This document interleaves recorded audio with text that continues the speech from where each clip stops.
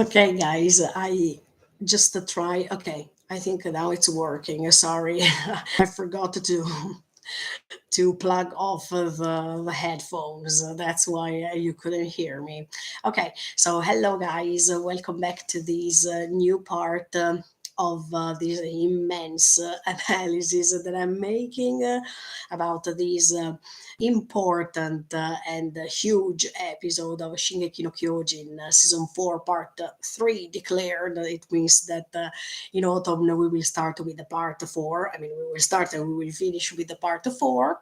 And yes, as I was telling you, sorry, it lasted quite long from the previous part because I had to I had to do many other things. I had to record many things, so that's why I couldn't go ahead. But now I'm here, so welcome back.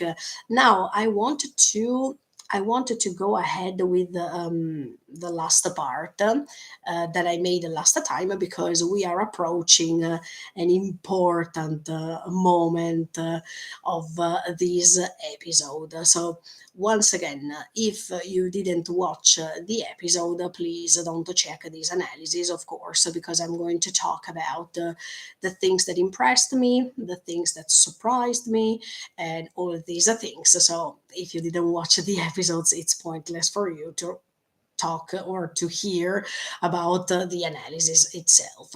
So let me start really quick because I want to check one thing. Sorry, I was resetting the episode because every time otherwise it's a mess. Okay, so let me start immediately. I will go back a few seconds from the moment I left last time, so we can understand.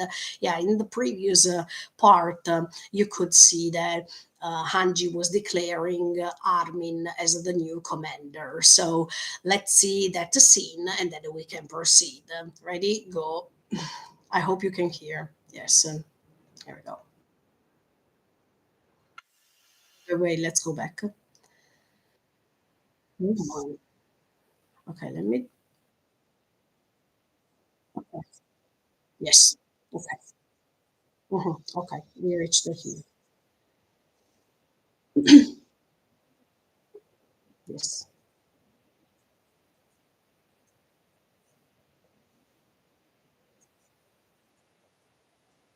Mhm. Hi, Kevin. I'm fine, thank you. Eh,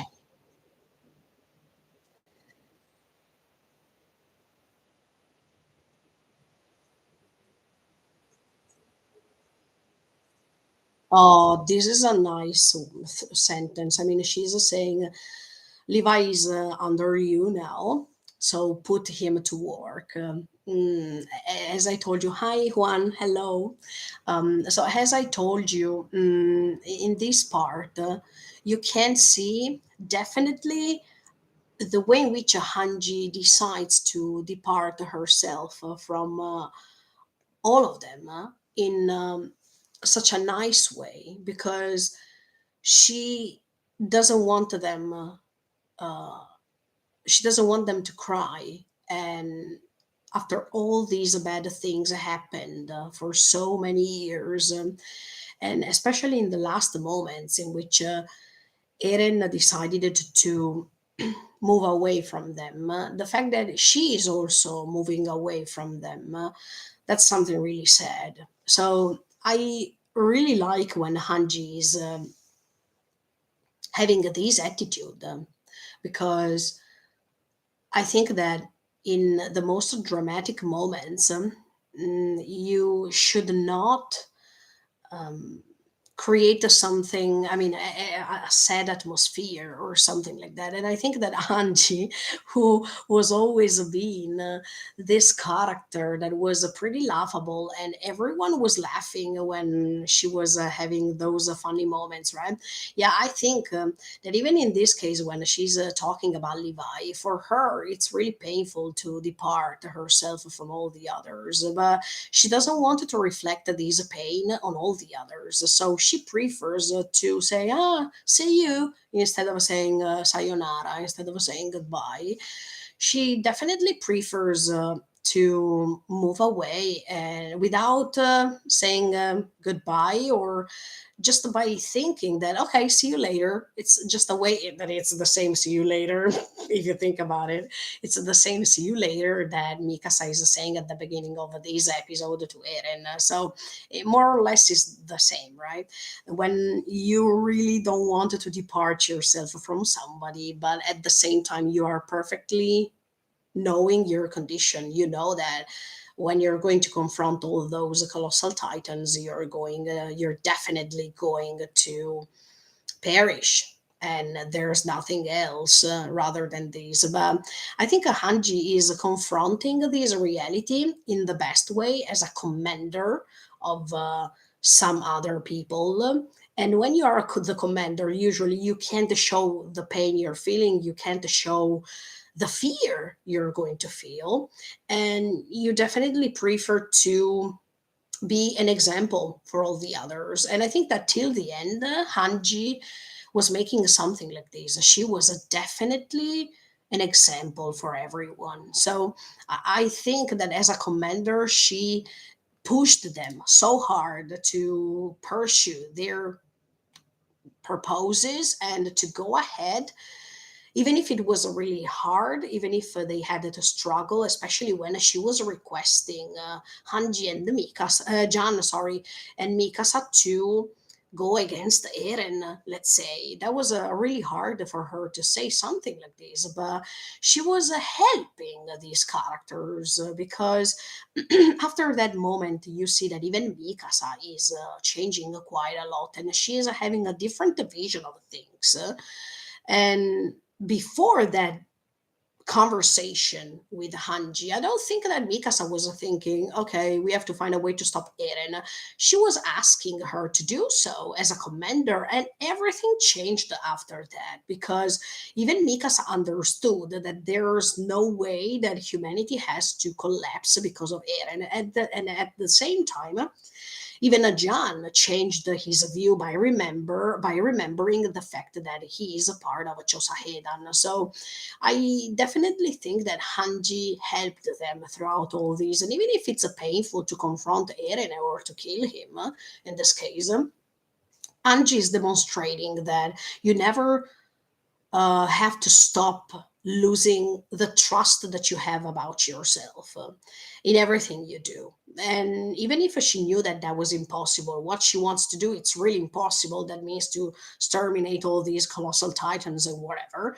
But she was giving them the example that sometimes when issues are so high, so tall that you think that you can't overcome them, you can fly higher. And the way in which you can fly higher is because of the trust that you have about yourself, about the really the strength, the real strength that you have inside yourself, and you have to um, how can I explain these? I mean, when you feel that you are so tiny compared to the obstacle that is in front of you, you don't have to give up, and you have to face this reality even if it seems that you can't overcome it.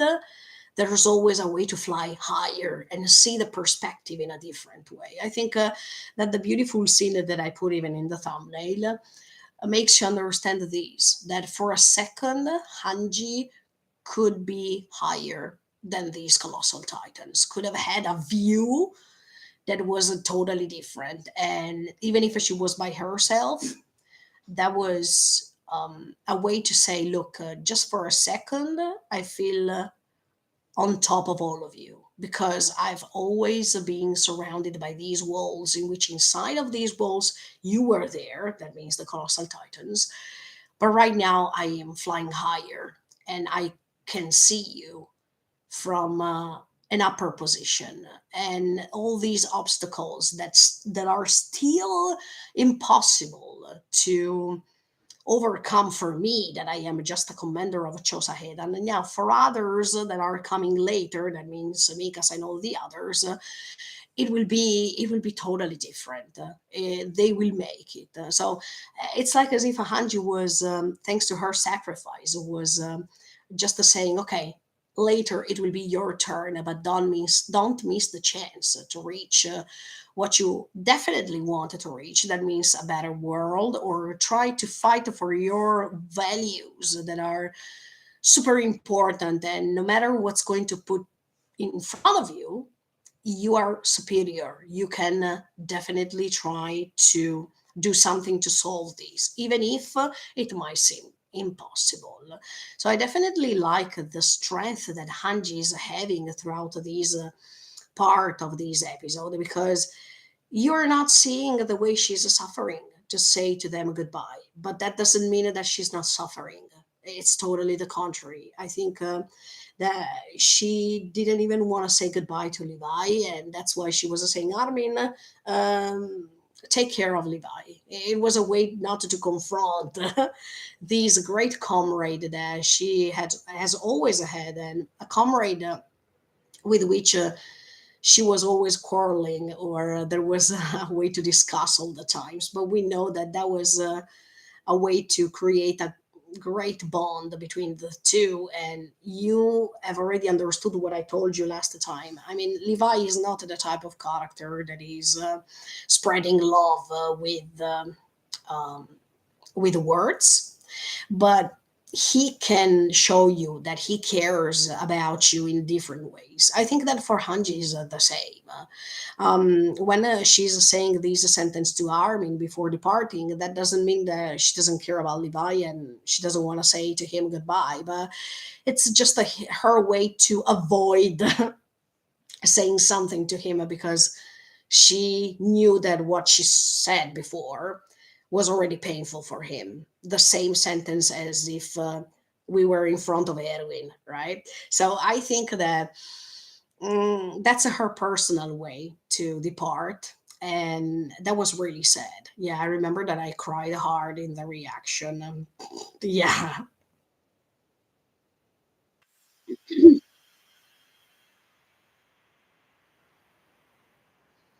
And now, look at the way in which Levi is saying goodbye to her. Hey, Four Eyes. That is the nickname that he has always used for her throughout the seasons. And that's nostalgic, but at the same time, it's painful for Levi, because he's going to lose another comrade. The usual repetition of events over and over again. And I think that even Levi is quite tired of all these. He has always tried his best, but the more he is going ahead, the more he is realizing that there's no escape from all these sacrifices. It's like as if he's understanding that he's impotent and he can't do anything. Look, I find that there's a similarity with Eren. I think that Levi has always found some things in common with Eren, and the fact that Eren decided to stand on the other side, from his perspective, of course, that's quite disappointing him, because he would have always liked to try to save him too, or to do the impossible to show Eren that what he's doing is wrong from his perspective, of course. And I think that Levi felt pain when he saw that Eren couldn't be controlled anymore. We started this story in which we see moments where Levi and even Erwin asked Eren's help to do many things. And since the beginning, I mean, from the moment they started asking help from Eren, they failed somehow, because they were losing a lot of comrades, right? So it's like as if even Levi feels guilty, because from the moment that they were asking help, and Eren was responding all the times by saying, yes, I will do that. Yes, I'm going to help you.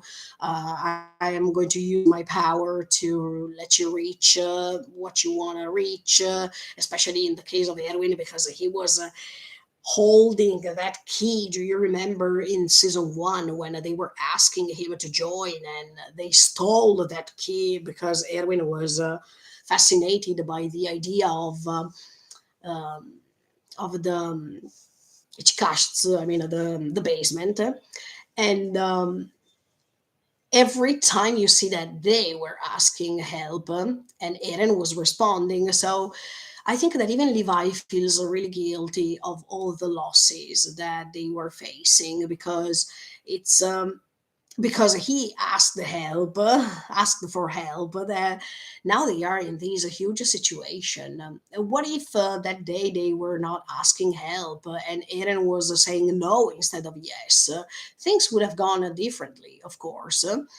But I think that Levi feels really bad now because he knows that thanks to those initial actions in season one, season two, or even season three, now they are completely losing all of them one by one. And there's no way for them to bring them back. I really feel this pain that is not well exposed from Levi. I mean, I think that Levi has always felt so sad for all this situation. But as I was telling you, he is not the type of character to show feelings. I think that even Levi can understand Eren more than anybody else for many reasons. He also lost his mom, and as much as Eren lost his mom, and that was a huge pain because even if he couldn't externate his feelings like that, that doesn't mean that he couldn't feel any sort of a pain. So I think that that trauma of losing his mom and being in those conditions, bad conditions at that time, traumatized Levi in the way in which he couldn't respond by showing his feelings as all the others.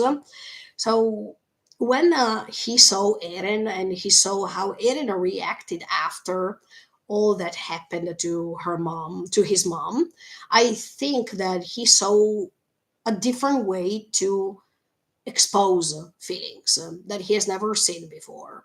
So I really believe that Levi also admired Eren for the way he was, but he has never imagined that Eren could have reached that level and that he couldn't be controlled anymore. Um, when I say something like this, is because every time they try to describe Levi, they always think that he is a kakoi because he's always standing like this, emotionless and whatever. And people think, oh yes, he's fighting, yes, he knows what to do, etc., etc. But recently, I tried to see Levi in a different way, and I think that Levi is really fragile instead. He has all these repressed emotions that couldn't come out before.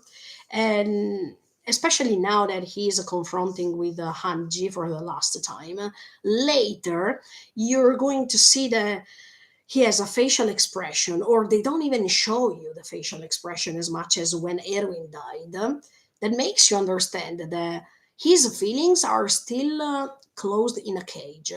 When we were talking about the cages in this story, usually we refer to Eren because he's the main protagonist and he's the bird in the cage. Vögel in Käfig, if we want to say it in German, as the song.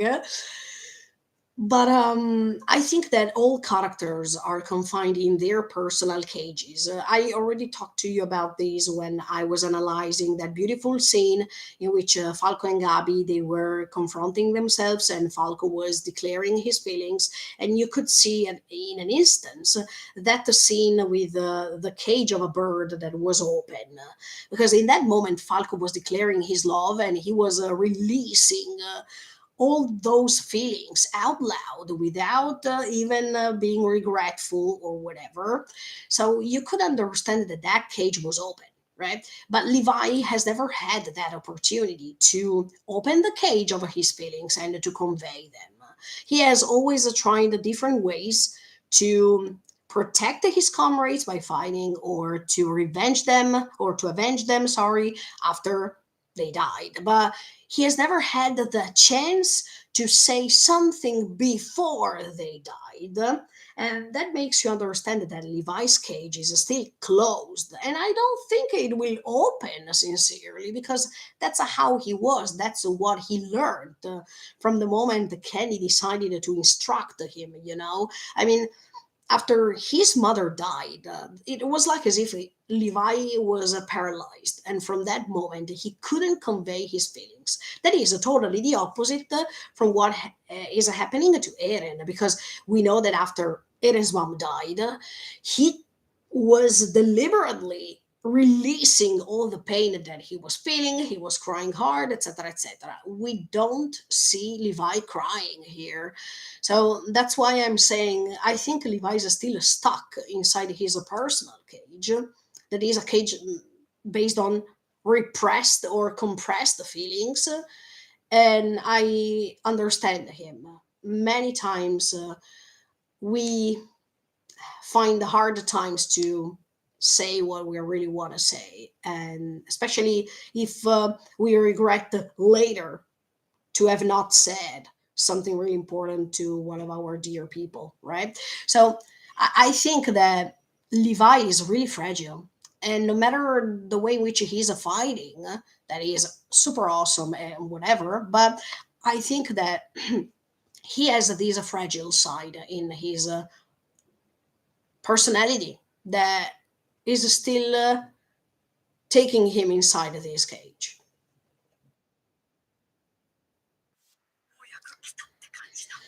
This is terrible, because she's saying, you know, Levi, you understand it, right? My turn arrived. I mean, it's my turn now to go. I don't want to be in Levi's position, let me tell you, because he has always seen comrades going. And as I told you, he has never had the chance to say, please, do you want to do me a favor? Don't go. He has never had that courage to say don't go, because for him the loyalty of everything that he was doing had to be more important than his feelings. The role that he was having, or the role of the person that was going, was more important than, or the mission itself was more important than his feelings.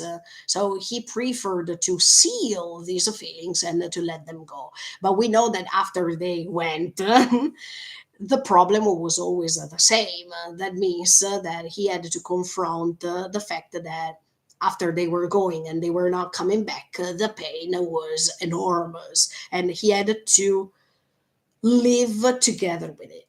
That is something crazy, especially for a character like Levi, because of what I told you before. He has never had the possibility to say, no, don't go, or please stay next to me, or look, I don't want to lose you, or many other things. As much as, for example, Mika's Armin are always trying to do with Eren, even if Eren doesn't want to listen, and we already know why. But at least they always try their best to say, please don't go, don't do that, etc., etc. And in fact, later, what I'm saying is changing a little bit in Levi too. I mean, this cage of feelings is opening a little bit when they are confronting the little Eren, who's standing next to Ymir. So as you can see, Levi in this final part is starting changing just a little bit, but he is doing that. But here in this scene with Hanji, he still feels that he can't interrupt other people's will, that he can't stand in front of them telling them what to do, because it's a matter of a free will. Everyone is free to decide what they, or he, she, whatever wanted to do. And that's why I think that Levi, rather than being just a fragile character and a great fighter, a great warrior, he is also respectful. I admire when he prefers to let other people choose what to do, and he is putting his feelings after other people's decisions. That's something that not many people do. And I admire this side of a personality, but at the same time, these make him feel painful. I mean, he is really feeling pain because of these choices all the times, and that's why later he's saying, "Okay, I lost lots of comrades. I have always regretted the fact that I couldn't tell them anything. So let me just try to do a small thing by saying a small thing for the last time. I mean, as a last chance that I have." And he's confronting Eren. I mean, we will see it later if we can reach it today or another day, but let's go ahead.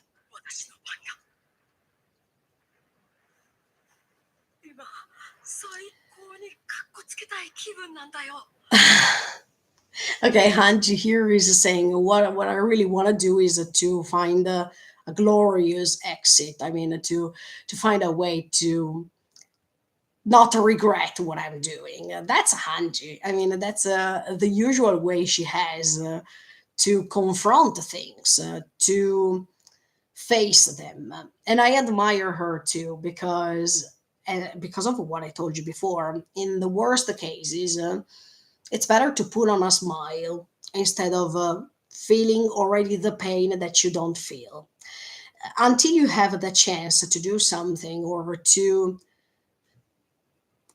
touch almost that purpose or that goal or to be useful for others, it's better to do it till the end without remorses and without feeling useless. That is something that Hanji can't stand because we know that throughout the seasons she was the one who had to investigate, to know everything, to understand what was going on. So she has always wanted to be useful, and the fact that now she couldn't do anything, and that's why she wants to do something to be part of this project and to feel um, and to feel happy because she did something at least. That's what really matters. I mean, it doesn't matter the ending or how it will end this mission that she has, but the fact that she still had the instinct to try, it definitely defines Hanji's character. Never stop trying.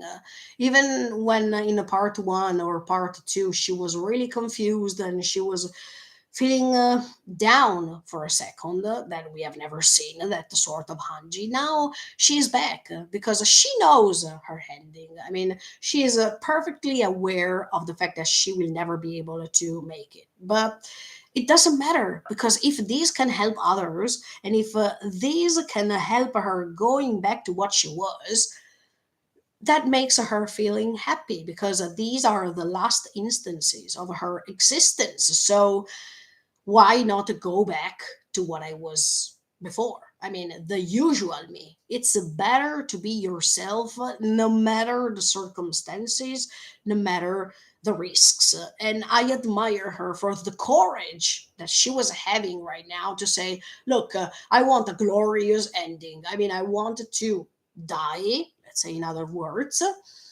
by doing what was always doing, by being myself.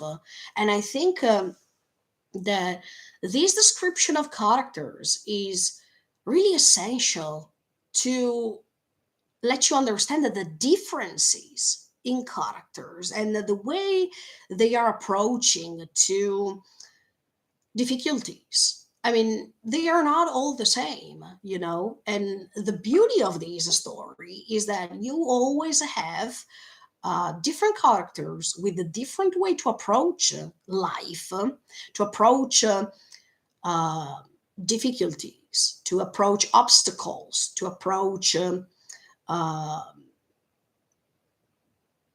something new, something that they have never seen. Hello, Max. I'm going to read your comments later. Sorry. I mean, I saw you. So thank you so much for supporting the analysis. But that's why I was saying that the beauty of this story is that you always have different characters, different ways to approach to everything. And by doing this, you can realize that there should be a character in this story that you can rely. I mean, many times I could rely on many of these characters for different reasons.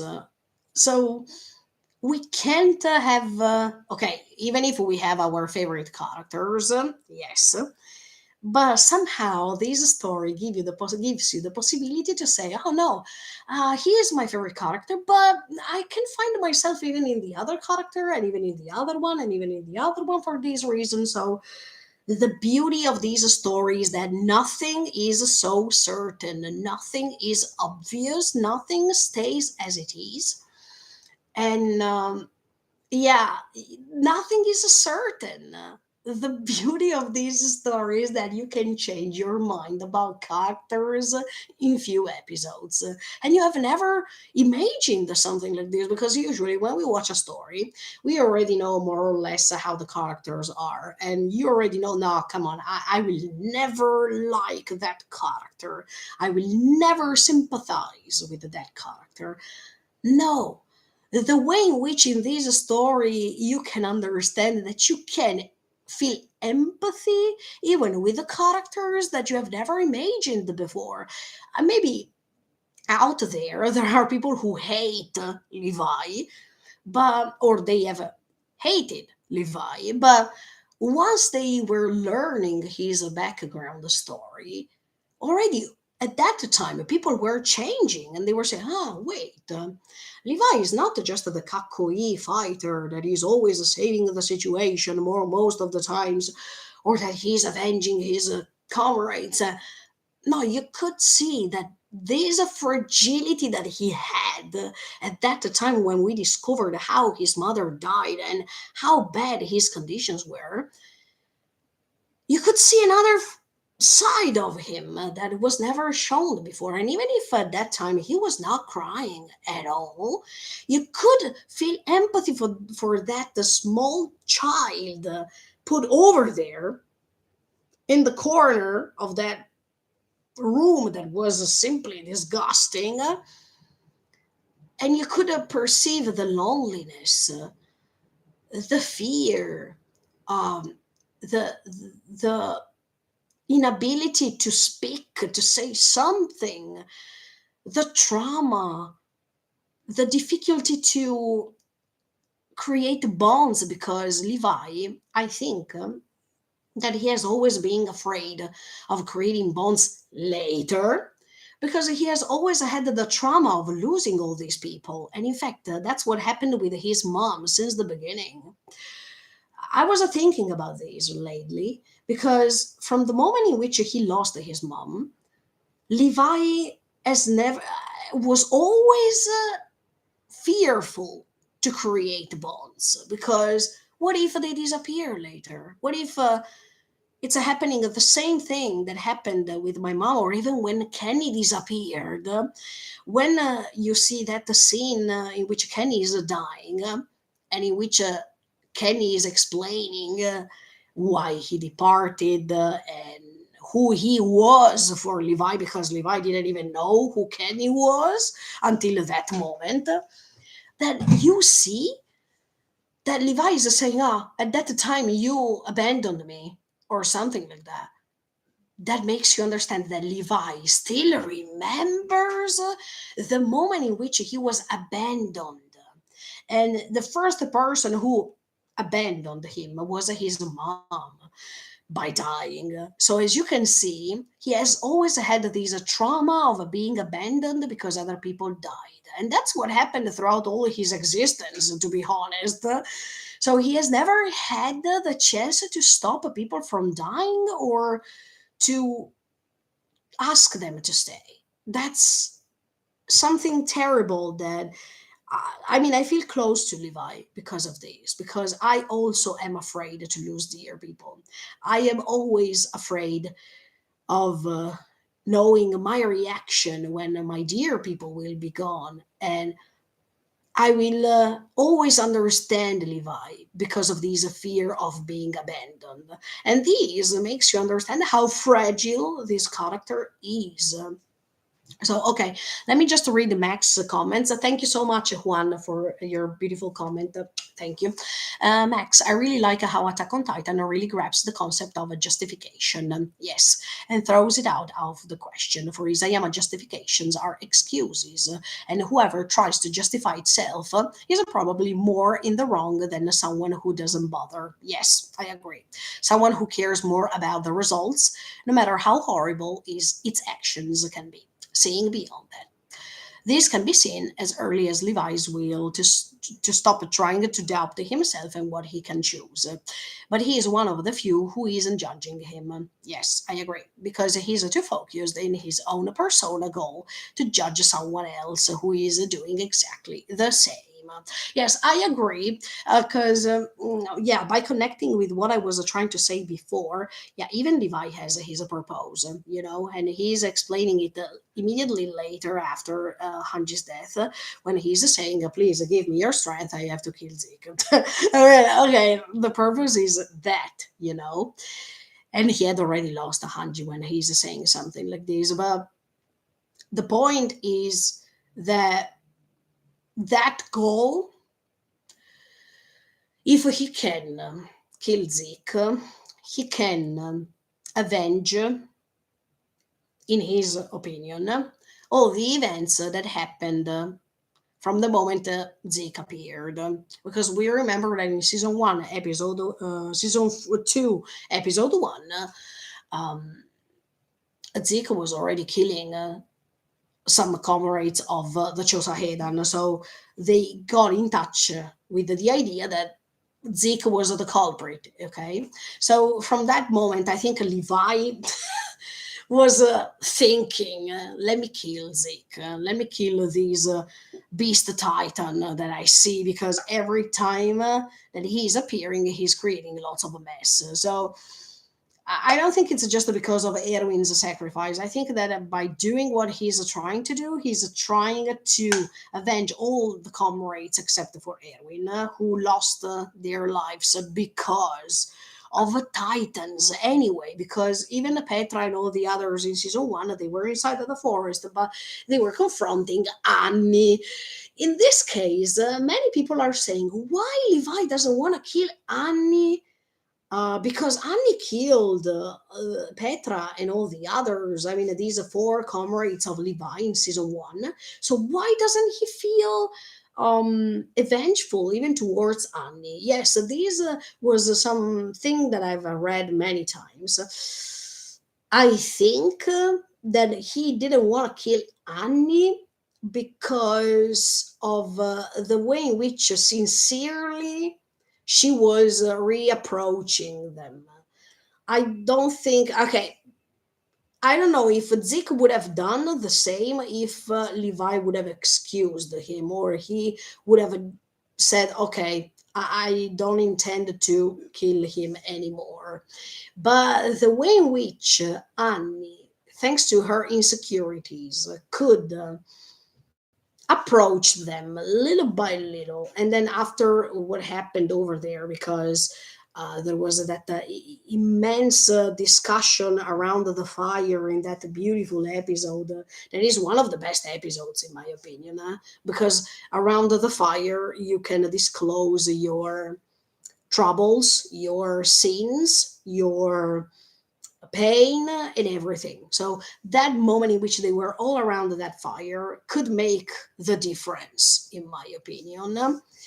I don't know if Zeke would have been there if he would have changed his mind regarding him, but let's say that Levi perceived, no, Levi, how can I say, Levi felt that he, that Zeke, of course, I'm talking about Zeke, that he was not sincere. And you can detect these things from gestures or from things you're saying. It's like as if Levi already anticipated to himself that Zeke was not okay, that Zeke had something to hide. And that's why I think that there was no chance, like in the case of Annie, to give him a second chance. When you feel that something is wrong, you can't betray yourself and your feelings. So I definitely believe that Levi could have never forgiven Zeke for this reason, because the instinct of understanding the bad intentions that he was having couldn't give him the chance to forgive him, let's say. But anyway, let's remember another thing, guys. Okay, Erwin died. But Erwin died, first of all, because Levi asked him to go and die. And second of all, because Erwin agreed. So once you agree with what it's said or with your will, there's nothing else that can stop you. I mean, Erwin decided to do what he did. He was pushed a little bit by Levi, but at that time, Erwin chose what to do. So even if Zeke killed him and all the other comrades, but Erwin wanted to go. Otherwise, Erwin would have said, "No, sorry, I will not go. I prefer my dream. That's it. No matter what you, Levi, are saying, I don't care. I will stay." He went. So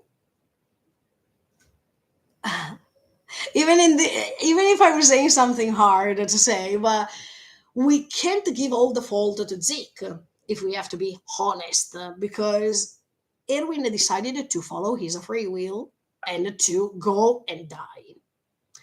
So I'm trying to, when I rewatch the episodes, when I rewatch this story, I am trying my best to calm down my feelings because during the reaction I can't. I mean, when I say, if I do it, now it's time for you to do that, and you will do that, you will cut the thing's head and whatever. Yes, I say that. But then when I go back and check the story multiple ways, I am just trying, even if I hope that that moment will come anyway. I'm trying my best to um, detect the things from different perspectives, even if for me it's really hard to do that because I'm pretty stubborn. And when I have an idea about somebody, it's really hard for me to change it unless I am deciding to change my mind.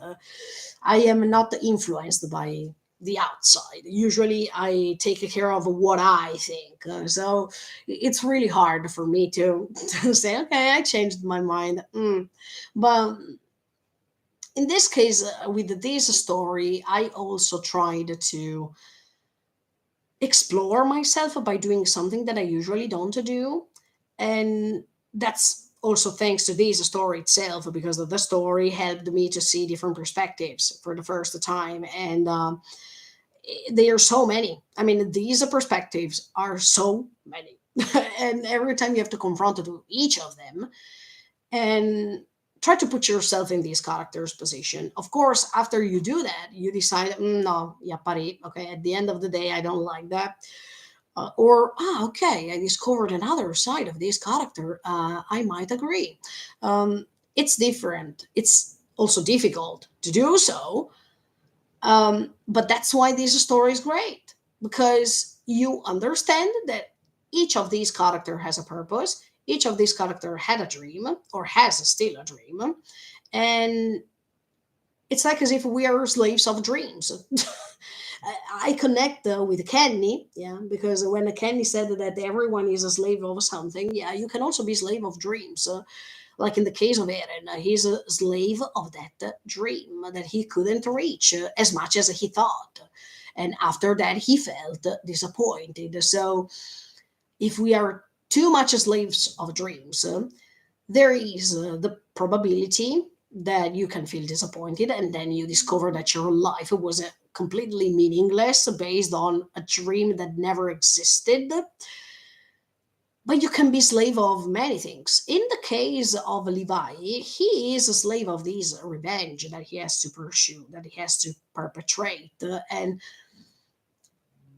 as much as Hanji is a slave of this knowledge to understand more, to never stop investigating about these titans, these incredible creatures that have no logical explanation and whatever. So these way to be amazed by the unknown, or things like that. Everything can turn us into slaves, and especially when it's regarding a dream that we definitely treasured, like in the case of Erwin, that took him to death.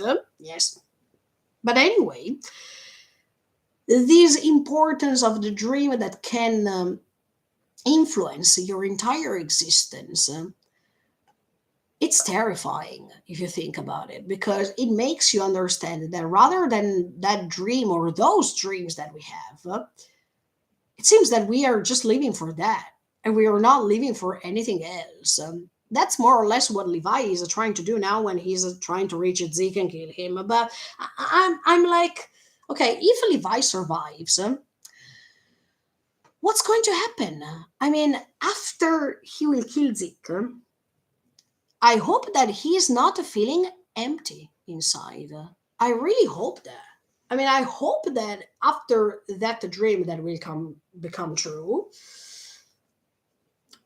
what is Levi doing if he survives?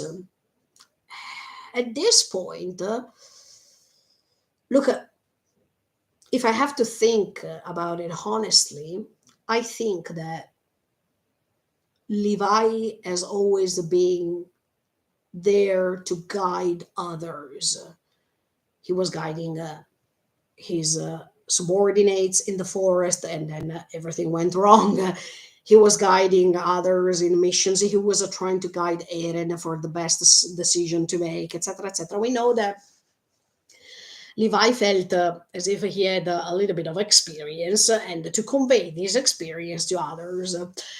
If it's happening, what I told you many months ago, but even in some other parts before of these analyses, I really hope that Mikasa and him, by being Ackerman, they will not have ever the chance um, to lose their memories. So in this case, if they can guide the new generations by never forgetting what happened, that could be awesome. So while Levi thought that every time that he was guiding others throughout these previous seasons, everything that he was trying to do took the others to death. Anyway, no matter what he was trying to say or trying to do, his comrades were dying. Maybe once Eren will die, everything will turn upside down. I mean, everything will give him the possibility to convey messages, to spread this knowledge through new generations, as much as Mikasa will do. And he will understand that this time will not be impossible, or this time there will not be an obstacle. And everything that he was thinking throughout all this time, that means, look, I'm taking my comrades always to death. I mean, no matter what I do, what I say, etc., the way in which I try to solve everything, but I don't do anything good, maybe after Eren's death, there is the possibility for Levi to believe that he was wrong by thinking what he was thinking before, and by helping new generations, thanks to this ability of being Ackerman and not being and not lose his memories because of a royal bloodline. Um, he will be helpful to others. I really hope that, because Levi needs to understand that everything that happened was not just because of his fault or because of his bad decisions. I think that sometimes other people choose to do what they do, like in the case of Hanji, like in the case of Erwin, and some other times, unfortunately, there is the destiny that is working for us. So I feel as if Levi was really punished himself because of everything that happened. But I think that, and I hope that he will have the chance to feel relieved, and for the first time to feel as if he is doing something great, and something positive instead. Let's see what's happening. Um, Okay, Max, I read your comments really quick because they are quite a lot. Otherwise, later I forget about it. About liking and disliking characters throughout the series, the more I learned and thought about Erwin, the more I liked his character, but disliked him as a person. Yes, I agree with you. He really never felt bad for all the soldiers that died until the very last moment, when the amount of dead was so much that himself not feeling guilty would have been too inhuman. On his part, on his part to be plausible. He never really cared for the ideals of the Legion, yet ironically, he was in charge. Yes, because his dream was number one. Yes, we need to remember, guys, that many people love Erwin, especially for the suicide attack. I mean, they love that character specifically because of that scene. But you need to remember what happens in that scene. If that scene is part of the real world, would you agree? I don't think so. I mean, many people are condemning even nowadays people who are higher role people who are sending other people to death because of their purposes. And most of these people disagree. So why for Shingeki no Kyojin is okay? Yeah, we needed to remember what Erwin did. He sent to death lots of young comrades. And he sent them to death because even if Levi told him, you leave away your dream and you go to die with all of them. I am sure that even if it was just 1%, Erwin still believed that he could make it and he could have reached that basement. Because even when he was approaching death, the one and only thing he was talking about was the same question that he asked his father during the lesson. So until the last moment, there was still that 1% that was, that he was hoping to reach the basement. So it makes you understand that he sent all these young comrades to death for his purpose because he hoped that they could win, thanks to Levi coming from the other side and trying to kill the Titans, or let's say the Beast Titan. That's why I agree with Max right now. He is right. I totally agree that we don't have to see Erwin as for that scene in which he's screaming as if we are in an epic movie that I also loved, and I also cried for Erwin when he died.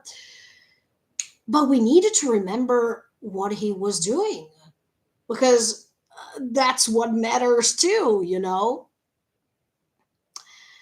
Let me finish the comment.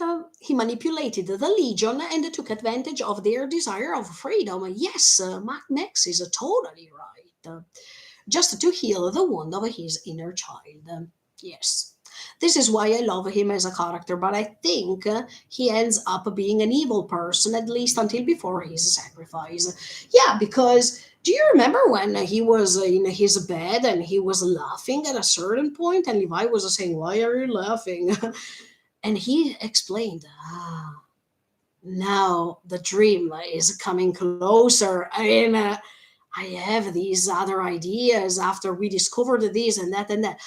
I mean, his existence was the typical existence that was slave of this dream. So as you can see, if now I'm saying something maybe terrible to say, but okay, let me say it anyway. But if you understand and don't condemn Erwin, and many people are saying I love Erwin, etc., etc., and you should love Eren for the same reason, because even Eren is trying to reach his dream, no matter what's going to happen. So, can you tell me the difference between Eren and Erwin? It's just the proportion of the sacrifice, because at this point I don't see anything different except for the proportion of the sacrifice. The dream, both they are slave of dreams. dreams. So, what is the difference? The fact that on one side there is the suicide attack with these comrades dead because he asked them to join, versus Eren, and even those comrades were terrified because they knew that they were approaching death. And Eren, who is sacrificing the entire world for the goal that has to be reached. I don't see the difference, sincerely. I just see the difference in the size of everything. I mean, in the proportion of this sacrifice, but I don't see anything different, sincerely. So why do people praise Erwin and they don't? Who the people who praise Erwin? Maybe the people who praise Erwin don't praise Eren, but at the end of the day, both they wanted to reach their goals. So sincerely, I don't see the difference. Let me tell you. Sorry, I'm just modifying. Okay, let's go ahead. Sorry. See, from one sentence you can go around the seasons. So that's why that's why I like these analyses, because nothing is projected, nothing is planned. I'm just going randomly. Juan, no, but he let his dream go for his, and he sacrificed. Juan, yes, I agree, but at the same time, I really believe that Erwin still hoped that Levi could make it. I mean, I don't think that he was totally convinced to die that day. I think that, and he hoped that Levi could have beaten the Beast Titan, because if he did that, there was still the chance to reach the basement. That's what I believe. I mean, it's like when people say, "Yes, okay, I'm sure to die," but in a part of the consciousness of this person, there is still the hope that things can change till the end. You need to remember that hope is the thing that never fades away in human beings. So I think that even Erwin hoped, please, Levi, attack him from behind, and please, even if now I'm sacrificing, please let me reach that basement. You have that proof when he was dying and he was remembering about that question. So until his last breath, he was still hoping to reach it. Let's go ahead. Sorry, it's becoming quite long as always. Don't, yes, she's saying, Hanji's saying right now, don't stop me from going. Look, at the last time he asked Erwin to go and die. This time he's not saying anything, and she is asking him, please don't stop me. That is even worse. I mean, if we put ourselves in Levi's position, it's even worse to hear, please don't stop me, because you know that that's a person's will, that it's not colliding with your will that means to let her stay. And even the difficulty to, okay, he had these hardship even to say to Erwin, go and die. I don't think that that was easy. Some people find that in that moment Levi was cruel to say to Erwin, go and die, but I don't think so. I mean, I think that when Levi said go and die, Levi had in his mind the will to protect Erwin from his own dream, because if he would have gone on like that with his dream, he would have killed many other comrades. So when he was trying to do so, it was not cruel at all. He wanted to let Erwin being free from his slave of that dream. So if you see these things in this way, you understand that Levi's action were not cruel at all.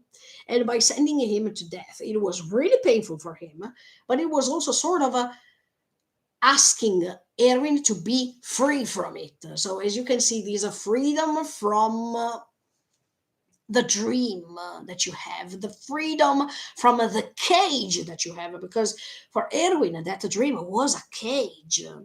So Levi was just trying to release Erwin from that cage.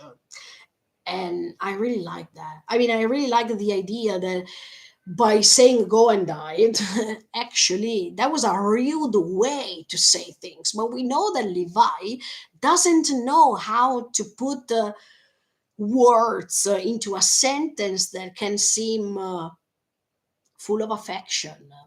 He is not that the type.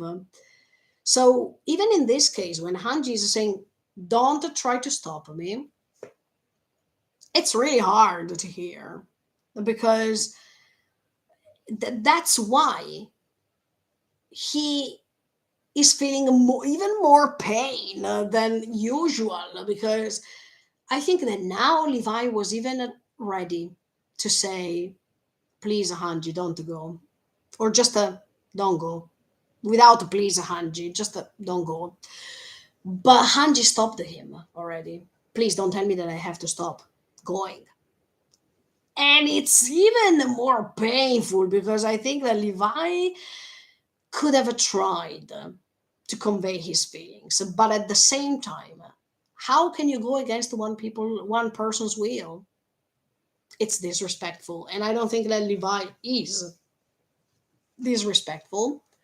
So he preferred to accept her will and feel pain instead, as always. Max, he wanted Erin to take a glimpse of responsibility for his. Ah, yes, this is a obvious. I mean, yes, I think that I already said these many, many times already. Yes, he wanted to take his responsibility about how these dream could damage others because of his actions. Absolutely, I agree with this too. As well as letting Erwin escape the Legion, using him to obtain freedom, twisting their relationship around. Yes, yeah, totally agree with these two. Yeah. Mm, that's why I can see in Levi's actions towards Erin a sort of protection.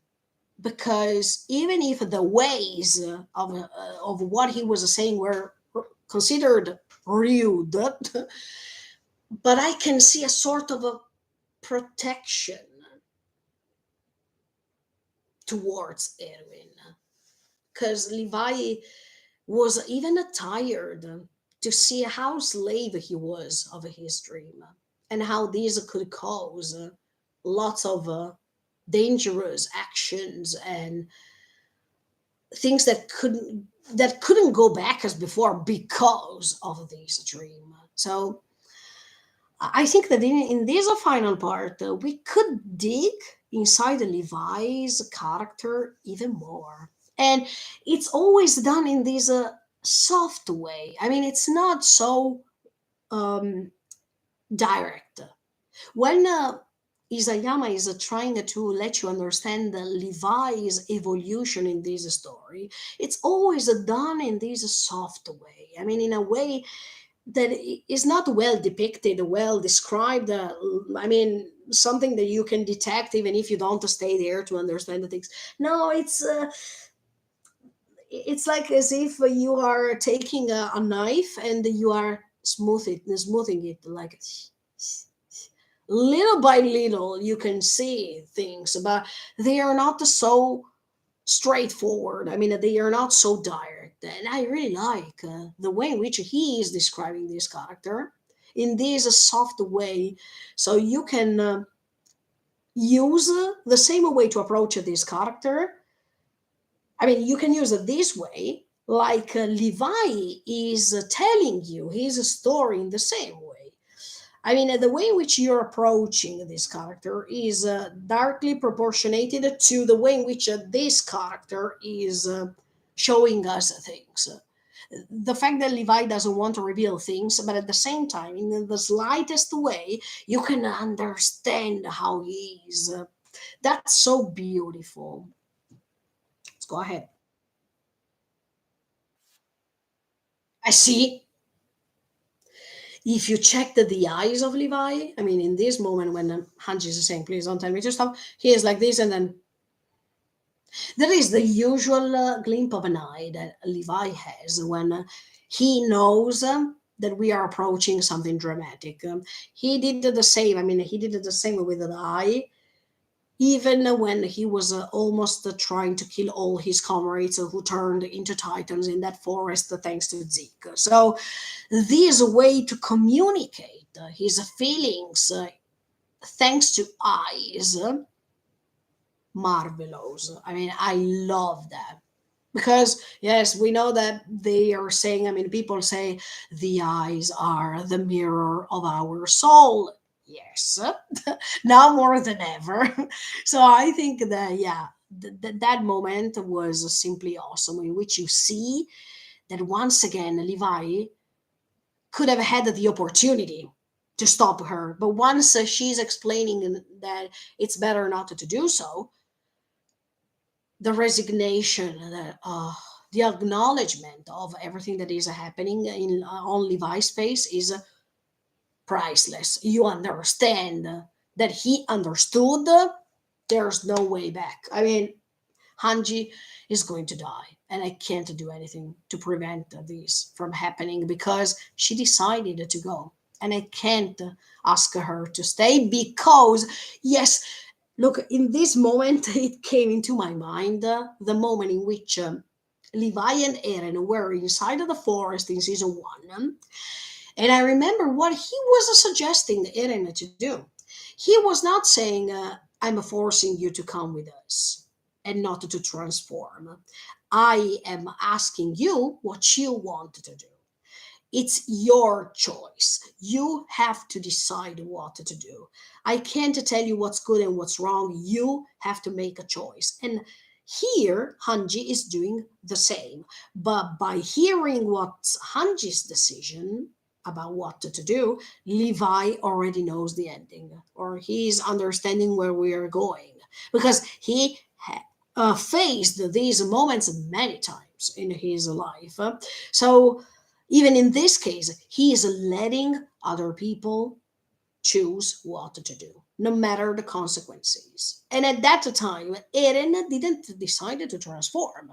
And by doing so, he let some of their comrades dying in the forest. Then, of course, he transformed anyway, but you understand that Levi is that type of character that he is saying to you, look, you decide what to do. If then I have to feel pain, there's not, it can't be helped.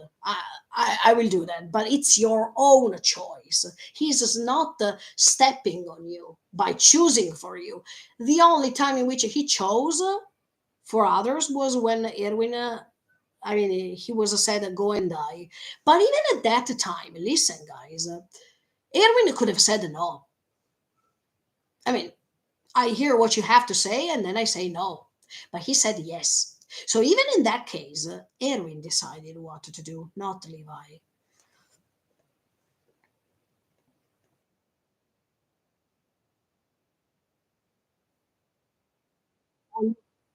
Look, for a second, did you see when Levi is raising his eye like this? After he heard that Angie said, please let me go. For a second, just for a second, when his eyes, I mean, when his eye was going up, he seemed Eren. Okay, let me go back for a second.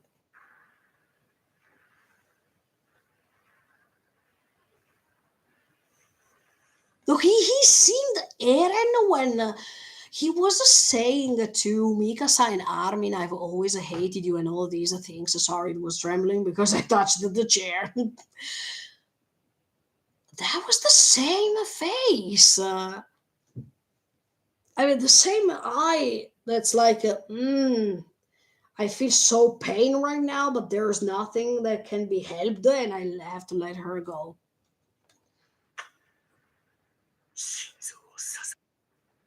Bellissimo. Sorry, I said it in Italian, but that was marvelous. Give your heart, Shinzo Sasageo. That was the first time that Levi said something like this. Yeah, he has never said that actually. But at the same time, he said that because she's the commander of Chosahedan and she really believed still in Chosahedan. So that was a way to respect her anyway.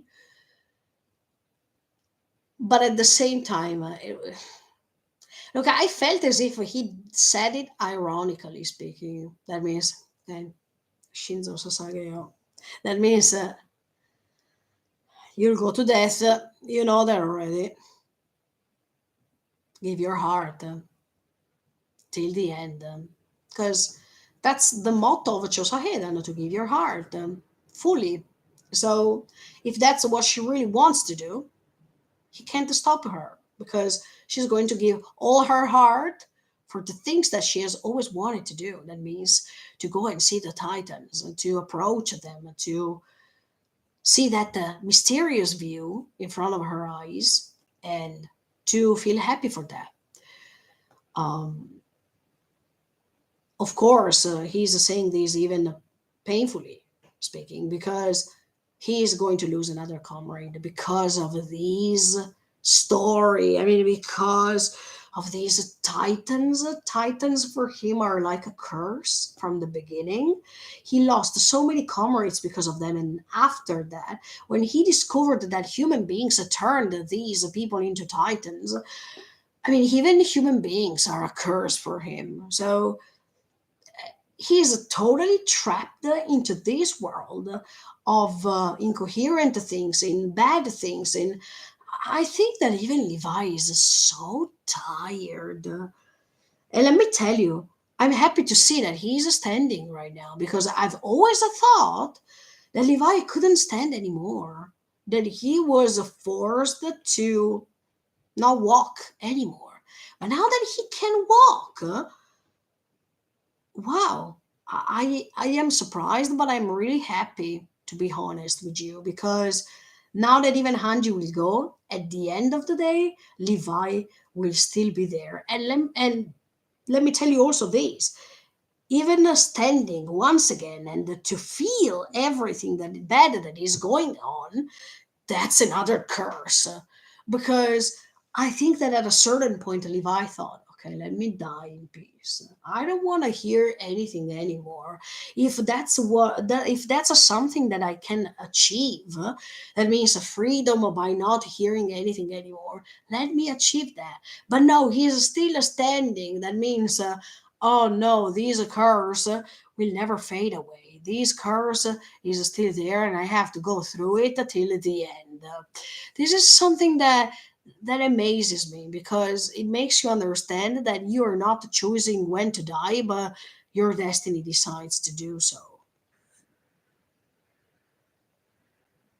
Wow. The way in which she was surprised after he said Shinzo Sasageo, because of course she has never heard it before. And wow, that was another gift for Hanji before her departure. The way in which she could have had the chance to hear Levi say Shinzo Sasageo. That's another gift that Levi wanted to give it to her, and at the same time, she felt it as a present, the last present. And by hearing that, she understood that he cared about her.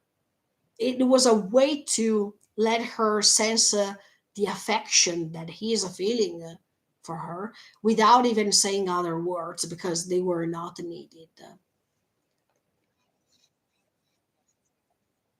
Yes, that's the first time that I heard that from you. And that time in which he said that, it was related to her. That's really important to, for her. That's something unbelievably great. And then, once again, see Levi that is not turning to say to her goodbye. Oh, that's something crazy. Once again, Levi that is not showing his face. That is the same thing that happened when Erwin died. You couldn't see his face. But let me tell you, there's no need to see his face because you can barely imagine what he is feeling. So while all the others are screaming, Hanji, Hanji-san, Hanji-san. His mouth is shut because Levi is still inside his cage where he can't express his feelings into words. But even if the others are screaming out loud and he's not, he's screaming inside.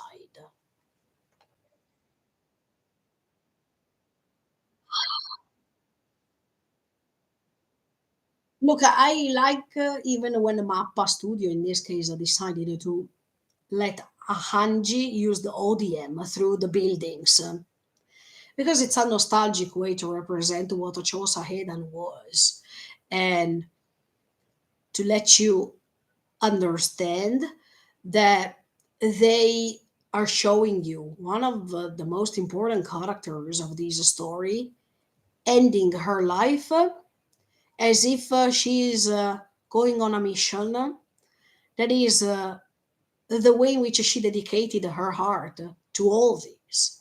I mean, the way in which you see how Angie dies is exactly the way in which she hoped to die because she is going through, I mean, she's going towards what she has always wanted to do, to analyze the titans, to stand in front of them and being against them, and at the same time to defeat them, to use the ODM to reach them, to be the Chosahedan commander. So anyway, the way in which she is dying by doing the things that she has always wanted to do for the sake of humanity, of course. So she's giving all her heart. That's why Shinzo Sasageo. And this is a beautiful scene in which you see her eye and the reflection of the colossal titans inside her eyes. That is the dream come true. And this reminds me for a second, even at the moment in which Eren was saying, Giuda, because it was like as if Eren in that moment was reaching his dream. And even in this case, Hanji is higher than the colossal titans, and she's looking down on them as if she could, for a second, as much as I was telling you before, she could surpass them. She could be on top of them, as if she could have solved the mysteries of titans, let's say, but she could be there and staring at them and wow, what a view. It's like a dream come true. So Hanji, that is in the same position as the young Eren, when it's like as if they are making their dreams come true without even realizing what's happening later. That means death. Yes. Oh, yes. See the difference. Sorry, the difference in the personality that we have here about Hanji at the beginning. Titans are so marvelous. And then immediately after, ah, wow, wow.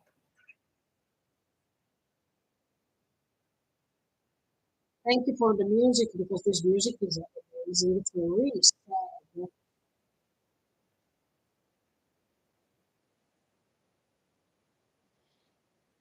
And she died because she is protecting all the others who are still waiting that flying boat is ready after Flock's attack. But we need to understand that Hanji dies because of a Flock indirectly. I mean, if Flock didn't come over there and he tried to kill them or he tried to um, break these flying boat, etc., etc., Hanji probably would have still been alive. So, as you can see, do you remember what I told you before? I mean, in the previous part about Flock and the fact that Flock wanted to use Erwin for his own purpose. He said it in season 3, part 2. If you go back and you check the dialogue, that's what he's saying, actually. So, once again, he tried to stop these people who are trying to save humanity because it's going against his dream. So it's like as if for the second time he wanted to use another person for the same purpose. And even in this case, Hanji is reaching death. Okay, in that case, in season 3, part 2, he wanted to rescue Erwin, but at the same time, he wanted to condemn Erwin by being chosen with the serum, but at the same time, to use him to let them reach freedom, to let these Jaegerists, I mean, the people who became Jaegerists, to reach what they wanted. But think about it. If a flock didn't appear, Hanji would have not died, probably.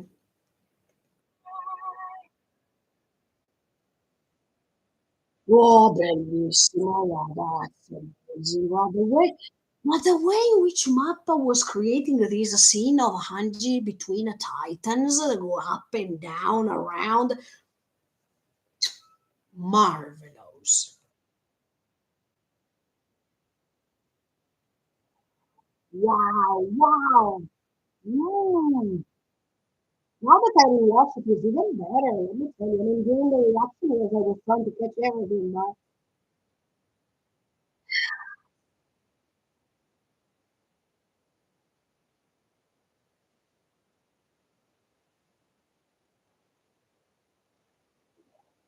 I mean, did you see that the Titan that was stepping on another Titan? And from these, you understand that, of course, these Titans are not brainwashed, but they are simply controlled by Eren. Go ahead, move forward. That's what I am. Move forward. I mean, that Titan that was stepping on that other Titan.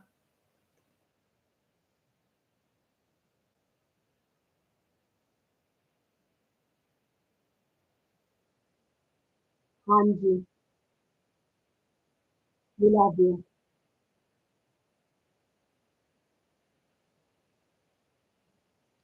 Ah, let me tell you. Let me thank Romy Park because I think that with these boys, she really made it.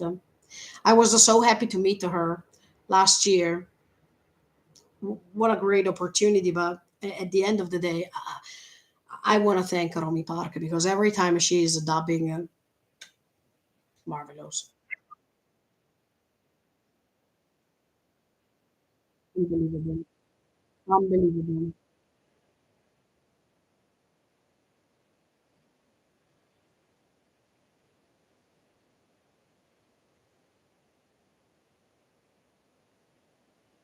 What a great commander, because this time, instead of Erwin, she did something different. She didn't say, guys, join me, let's go and kill the Titans while they are repairing the flying boat. This time she's going by herself without asking the sacrifice of anybody else. So she's giving, as a great commander instead of Erin, she's giving the chance to these people to survive. Something that Erin didn't do, sincerely, because he said, come on, let's go. See the difference? It's a huge difference. This time she is going by herself. And even if she's going to die, it's her will. She's not contaminating other people's will because of what she wants to do. She did that. I mean, when she said, okay, let's go and we have to defeat Eren, so we have to do this and this and this, and because, okay. At that time, she did that. And in fact, now before dying, she is saying it. I asked you to come with me. That means at that time, I think that I was wrong because maybe I was trying to repeat the same exact thing that Erwin did with others by asking you to join me, no matter what. But now I go. Now I go by myself. And no one of you can stop me. But don't come. You stay. That was really awesome. And she's taking the duty as a commander in a way that, come on, she is killing lots of colossal titans here, but she's by herself. She doesn't want others to risk any more because of her decisions. Now she is taking full responsibility of her actions so far, and she is deciding her own death, her only own death, not others. The others now are responsible of their own choices, because now by giving this role to others, by giving this role to Armin, let me tell you, she felt relieved, because now she doesn't have these heavy shoulders to carry about being the commander, and she can go back to what she was before. She was just a member of a Chosahedan, and she decides to die not as a commander of a Chosahedan, because now the commander is Armin. So she goes back to the previous seasons when she was following orders, let's say, and she's free from that role too. So see, once again, the freedom that can take you to death, like in the case of Angie, like in the case of Erwin, like in the case of Eren. I mean, they are not different. It's just the purpose that is different. But this way to reach freedom by being naked from that role that they had before, and this role was becoming heavy on her shoulder. It was too much. So that's what I'm saying. Before dying, she asked Armin to become the new commander. And after that it was like, oh, let me go back to what I was used to do before. And now even my role is gone. So I'm free to be killed. I mean, I'm free to go and die towards, I mean, between not between titans, that it's a dream for her, because she has always wanted to be surrounded by titans and to know more about them. It's her dream coming true, as much as Eren said, Giuda, that's freedom. But at the same time, without even knowing what was downstairs, I mean, below these clouds, he could see his dream for a second. He could see his dream coming true. That's awesome. These comparisons, guys, are amazing, because even in this case, we are talking about a higher place. Both Eren was on top of the clouds, in that vision. And even Hanji here is on top of those clouds, and she's killing the colossal titans. Eh, we don't have to forget the steam that they are producing till the end, till the end. Even this connection of the fact that she's resisting to flames, to fire, like Armin was resisting to flames and fire, I mean to fire when he was against Bertold. To go beyond your limits, because if your goal is more important than anything else, the human being instinct is telling you to go beyond your limits, to resist. And that's what she's doing. As much as Armin resisted at that time against Bertold, that's the same strategy. But that's why you understand why Armin is the perfect commander, because he is entrusting. I mean, he is taking the legacy of someone who was similar to him.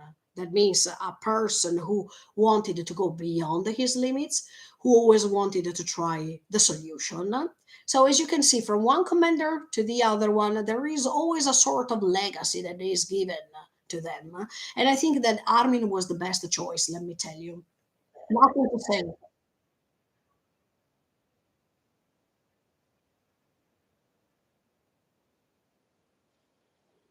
Even the last time, when now she's saying, and she's becoming a flame. Yes, dedicate your heart, but when she's burnt alive, and they show you Armin's face.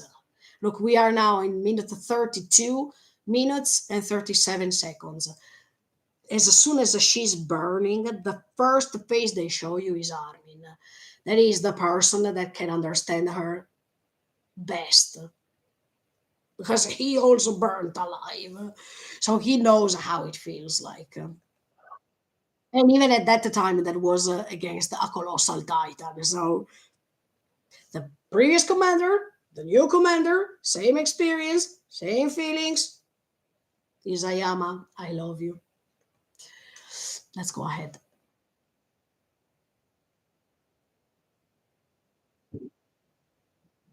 Wow, did you see? The worst way to die for Flock. Flock. Okay, died already because he died in the previous part of the commentary, but the analysis. But did you see what happened? Flock was smashed by one of the colossal titans.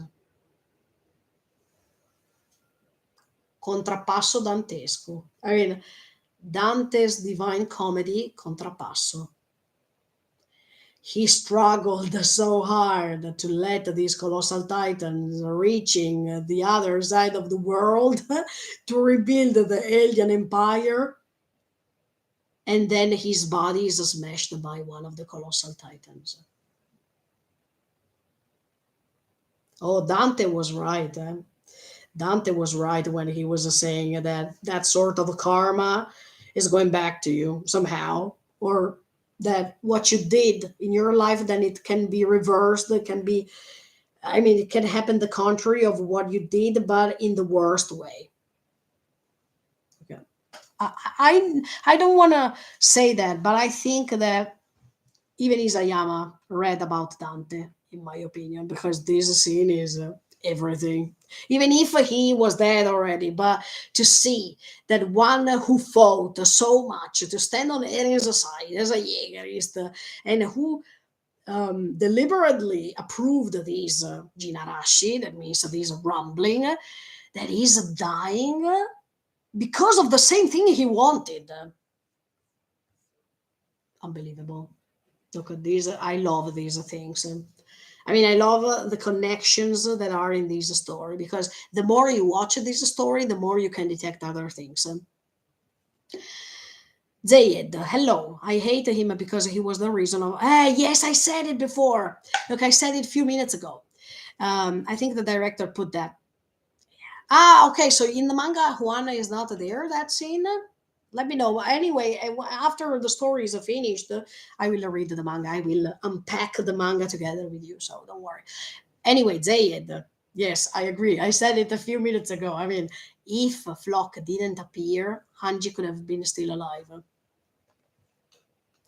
And she defeated the colossal titans by dying, and then one colossal titan smashed his body. I mean, cycle of events repeated, or let's say karma in this case.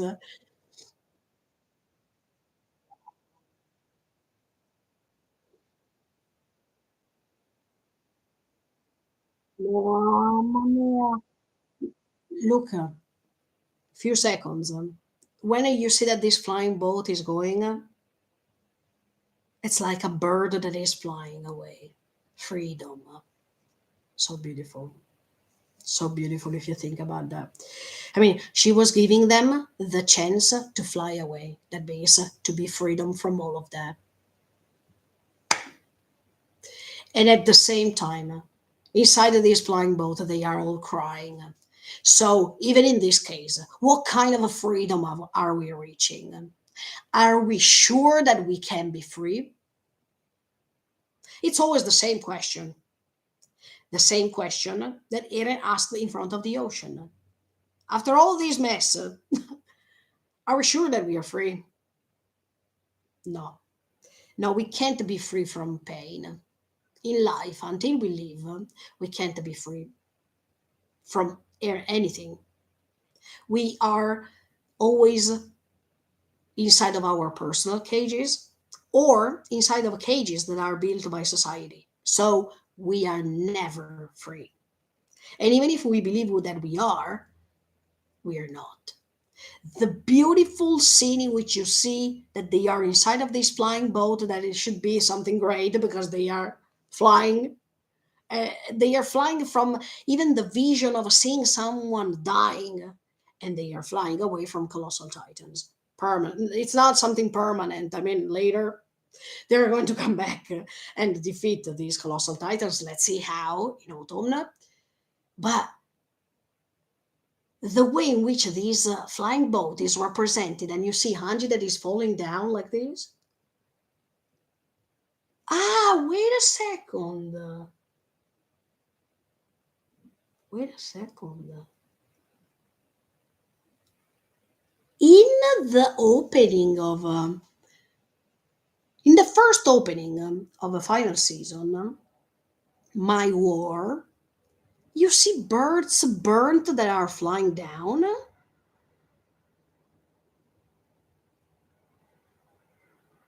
Wait, I have to think 1 second. I have to think. Sorry, if it's trembling because I'm. Ah, they were spoiling Anji's death over there already. That was a white bird. Let me see 1 second. Let's rewatch it. Just a second. Uh, la la la la la la la la la la la la la la la la la la la. I hope that the copy. Ah, no, but no, but there is a bird. Okay, let me see 1 second. I decreased the volume a little bit.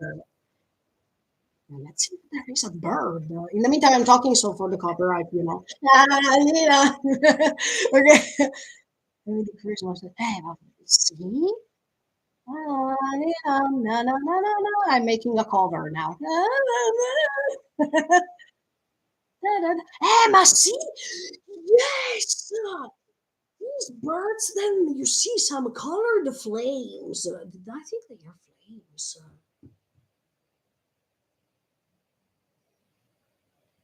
Like a hanji now that is like a bird who wanted to fly away but was killed by these flames. And in fact, it's falling down. Okay, let me go ahead 1 second. A new life from the dark. Let's start a new life from the darkness. That it's what's happening when Eren will die. Okay, let's go ahead. Eh, until the light reveals the end.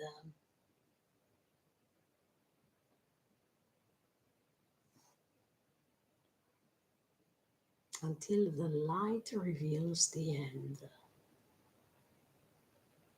Huh. Hmm. Sinister faces, like the colossal titans that are marching like this. I mean, with no facial expressions, growing curses. I totally agree. Because everything here is a curse. I already told you that. This is my last war referring to it and that. Okay, let me do the last thing. Okay. Angels playing disguised with the devil's faces.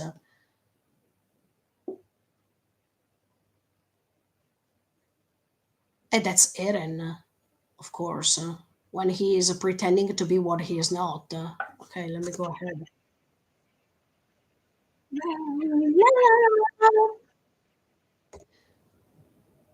No! What the? Children cling to their coins, squeezing out their wisdom.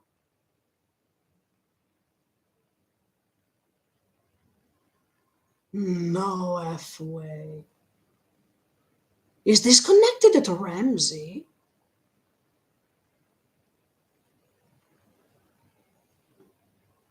Oh no.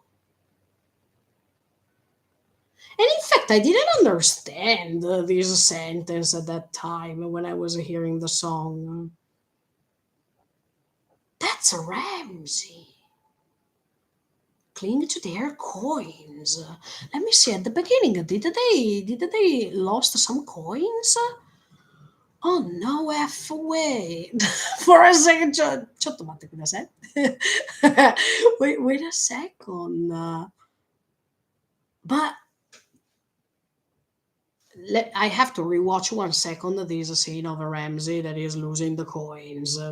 1 second. No, wait. No, but let me put it here. Okay, I will open Amazon Prime once again because I don't want to lose where I am now. Tomate kudasai. Tomate kudasai.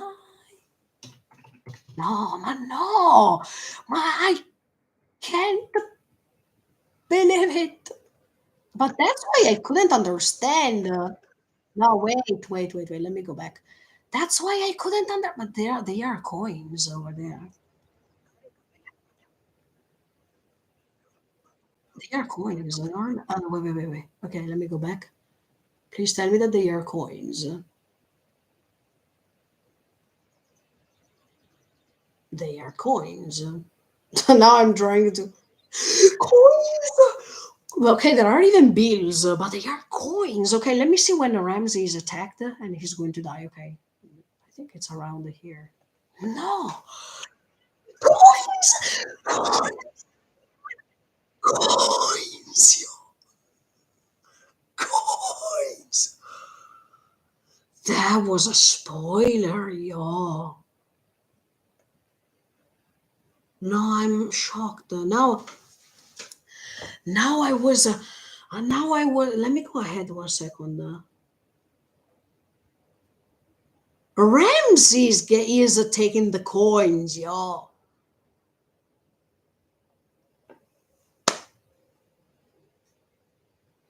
That was a spoiler. But that's why I couldn't understand that sentence because I mean, okay, but together with the rest of the lyrics, I couldn't understand them. Wait, but then even the meaning of the previous sentence is changing. Because okay, then it's referring to it, and that I said that he pretends to be what he's not, angel disguised, blah blah blah. But it's Eren connected to Ramsey anyway, because he saved Ramsey, but then he killed Ramsey. But even in that case, he had a demon face that couldn't represent his real feelings because he was saying, I'm sorry. Now my war makes sense. And it's not just my war because I'm going to exterminate the rest of the world. My interior war. No F way. Listen what I discovered today. Okay. And it's live. I mean, I'm discovering things live.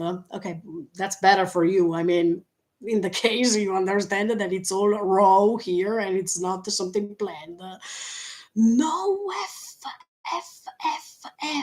F way. No, but let's go ahead 1 second. Okay, and now it's making sense. But the birds that were flying and they were burning. Oh, I think that. La, la, la. Okay, let me la, la, la, la, for the copyright. La, la, la, la, la. No, man, listen. Ah, no, wait, because now the song is different. The children cling on to their very last coins. Yes, because he's getting the coins. He's trying his best to get the coins before dying. I'm speechless. No, so this was the spoiler about Ramsey already.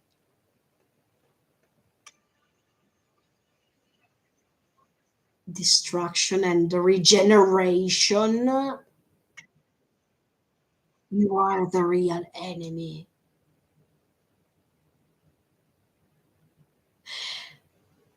Destruction and the regeneration. You are the real enemy. So you, Eren, are the real enemy because you, in this case, it could be Hantai. I mean, it could be upside down because he saved the Ramsey, but then he killed the Ramsey. So you, Eren, are the real enemy because you are destroying. I mean, you are regenerating. No, you are destroying things, but you are regenerating things as you're. I mean, up and down, up and down.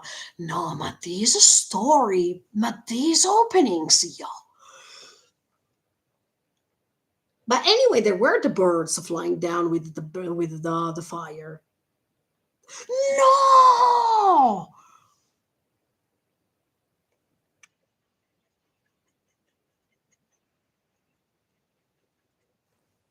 the hand that is coming out. No,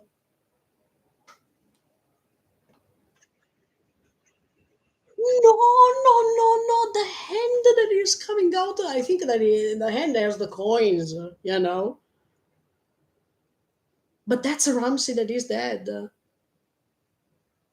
And in fact, there are lots of people dead over there. But at that time, we didn't understand anything about this opening. Huh?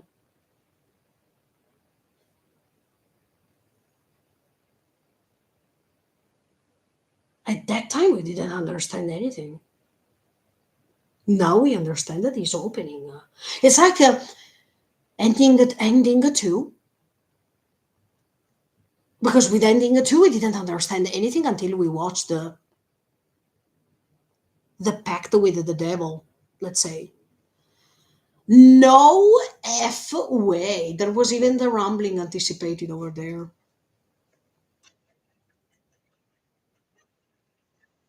And in fact, no, but I'm speechless now, y'all. No, I'm speechless. We couldn't understand anything at that time.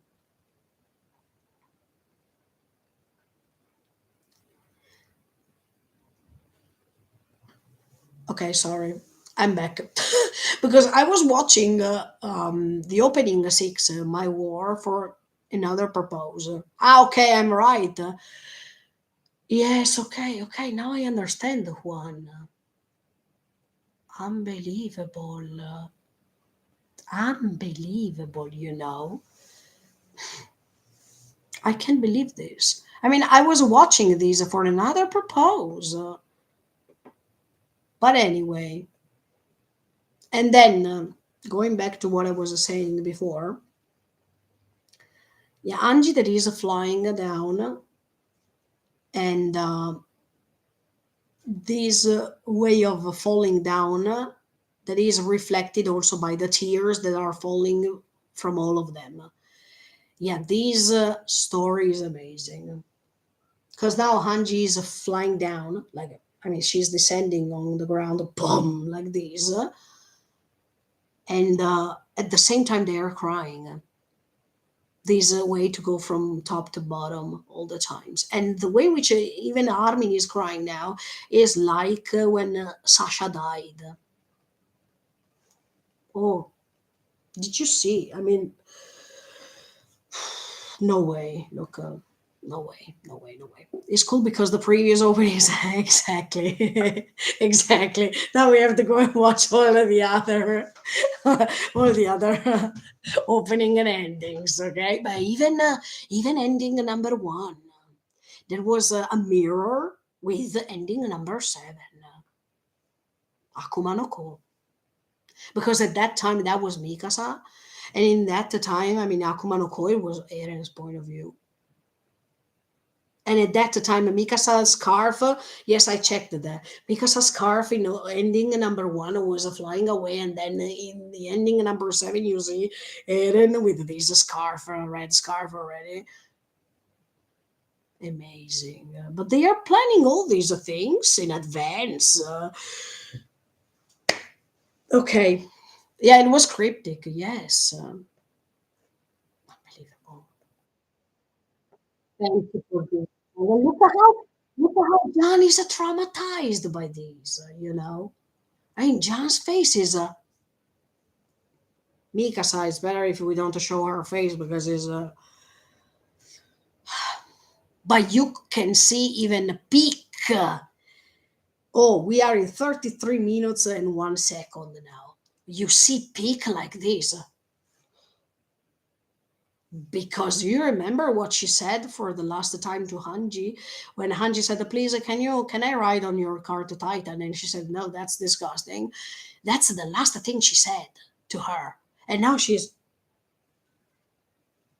then Connie, of course, is like that, and Reiner has his head down.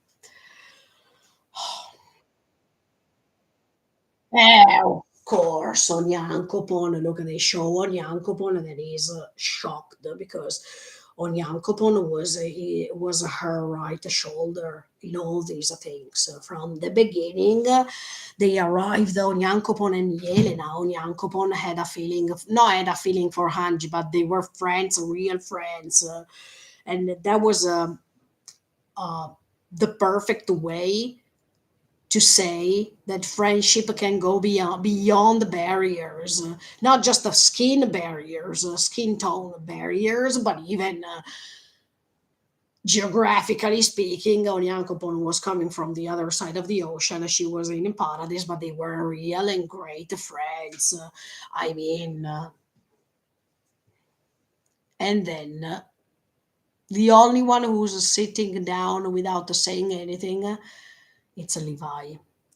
And one more time, I say this: even if he is not crying, it's like as if he's crying hard inside. He's screaming inside.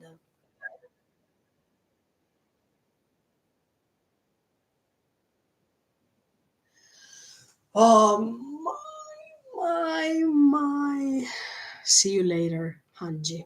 Or goodbye, Hanji. No, but in this case, it's not itterashai. See, there are different ways in Japanese to say the same thing. One thing, I mean, one way you can say jana or matane or matakondo or sayonara or iterashai. They are all different. I mean, different meanings for each of them. And in this case, while Mikasa was using iterashai, and I already explained you many times what does that mean, especially in part one because we started with that. Jana, it means see you later. It doesn't mean sayonara.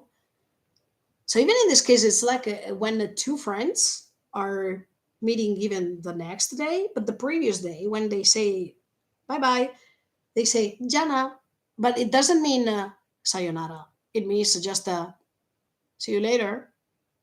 So as you can see, that meaning is not like we will never see anymore. It's like a see ya. Maybe it was even for him, it was a way to say jana better than sayonara because it was even more painful to say sayonara sincerely. Also because they believe that the comrades, the dead comrades, are watching. So by saying jana, it's not a way to separate definitely or for real from them, but it's like okay, jana, watch me from there because they all believe that they are watched, that they can see their dead comrades looking at them, feeling proud of them, or just feeling angry at them because of what they did.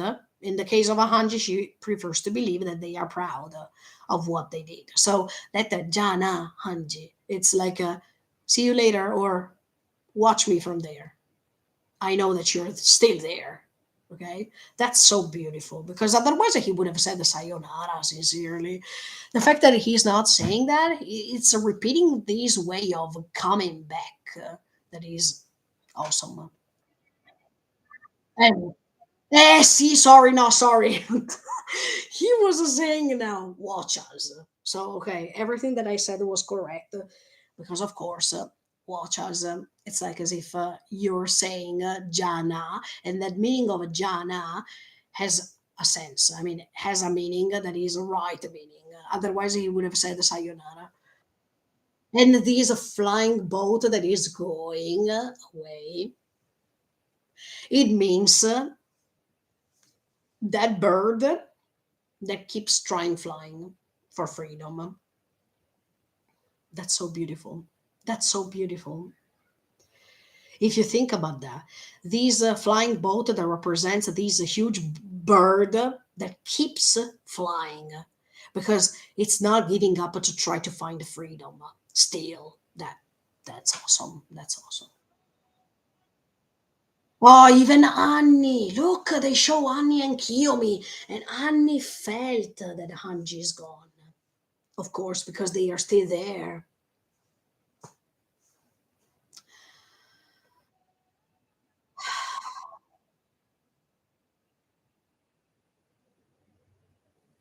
And then, guys, immediately after, when the music stops, there is this peaceful condition.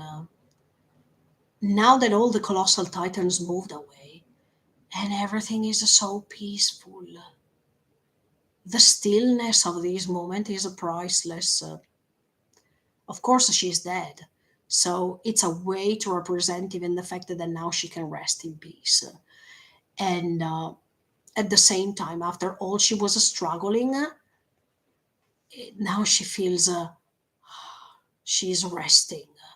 That's so awesome, guys. I love this way. And then you see all these prints of these steps of the colossal titans that are amazing. Wow, wow, wow, wow. Unbelievable. That that's awesome. Look, it gave me chills even now. Even now. Yeah, when I saw this scene for a second, I said, "No, but wait, why she's not dead?" And in fact, you see her. I mean, we know that she's burned alive, okay? But here, you don't see that. You just see that she's normal, as if nothing happened. And she's really beautiful. That means that she's dead, that she passed on the other side in the afterlife.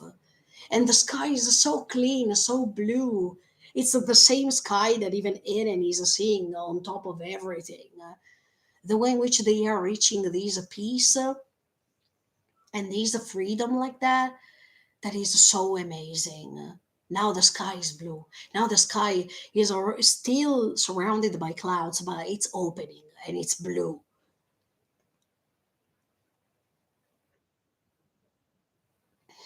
And even if she's dead and she reached the afterlife, she's still thinking about the flying boat. She's still thinking about them. That means that in this case, she didn't do anything for her purpose only, but what she was trying to do. I mean, she was not doing this because she wanted to approach titans and she wanted to reach her own goal, but she was doing that, trying to help her comrades that were struggling with this flying boat. So so she was trying to sacrifice herself for the others people's sake. And the first thing she's saying, the flying boat, it's like oh no, I care about them. I'm not selfish to think about myself only. I'm thinking about them. And the first thought makes you understand that she was thinking about her friends. And she's not selfish at all. She was, but now she is understanding that there are priorities and there are also people who she cares of. And wow, that was amazing. The flying boat. After all that happened, and she still has that beautiful mantle of a Chosahedan symbol. Wow. And Erwin said it took off. Wow. That means you helped them, Hanji. You did what you had to do. Your mission is fulfilled because you died in the best way possible for you. You also helped your friends. Now it's time to rest. I, oh, it's get me emotional even now that I'm rewatching this. But you see Moblit, you see Moblit, and you also look. That's so nostalgic.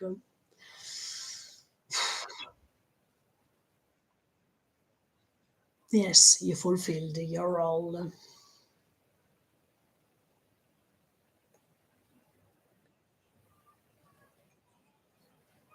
And now she's realizing that what she thought, that means, are they watching us? Are they proud of us? It's true. They are watching them and they are proud of them. So even for Hanji is a way to see that what she thought, the presences that she was feeling around her were real because her comrades were looking at her and were trying to support her, even if they couldn't, because they are not something materialistic anymore, but they were there cheering up on her. And she was not alone. Throughout all that time that she felt also alone, she was not. And she can also see the flying boat going.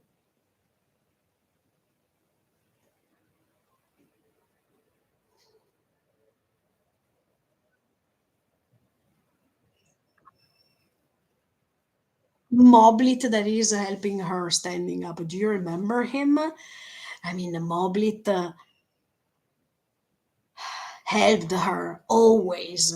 He was always staying together with her, especially even in the moment when, in I think it was season three, part two. Yes, when he died because he helped her to survive when the cart Titan was.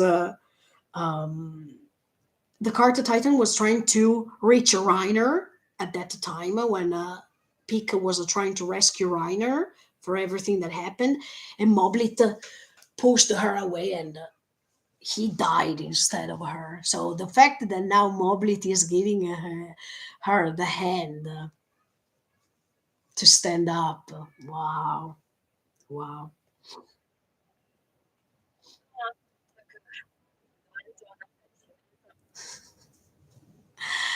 Yes, the way in which she's talking as if nothing happens, because now she's together with her friends again, for all of the dead people who died because of this mission that they had. And she's talking like this as if nothing happened. And she's telling Erwin, look, I'm telling you, I really had my hands full after being named the commander. It's like as if, oh, come on, it's your fault. You gave me this role, and that was really hard. This chit chat that is amazing in the afterlife, as if it's really happening. That's so beautiful. And you see, yes, when she's standing up, you see her shadow on the ground, that it's making you understand that everything burned over there because that's where she fall. That's where she fell. That's the place in which she fell, and it's still there, the shadow, because she was burned alive. So it's like as if that ashes that were burnt could be regenerated like a phoenix. Yes, like a phoenix. I told you in the previous episode. I mean, I told you in the previous commentary something like this. She's like a phoenix.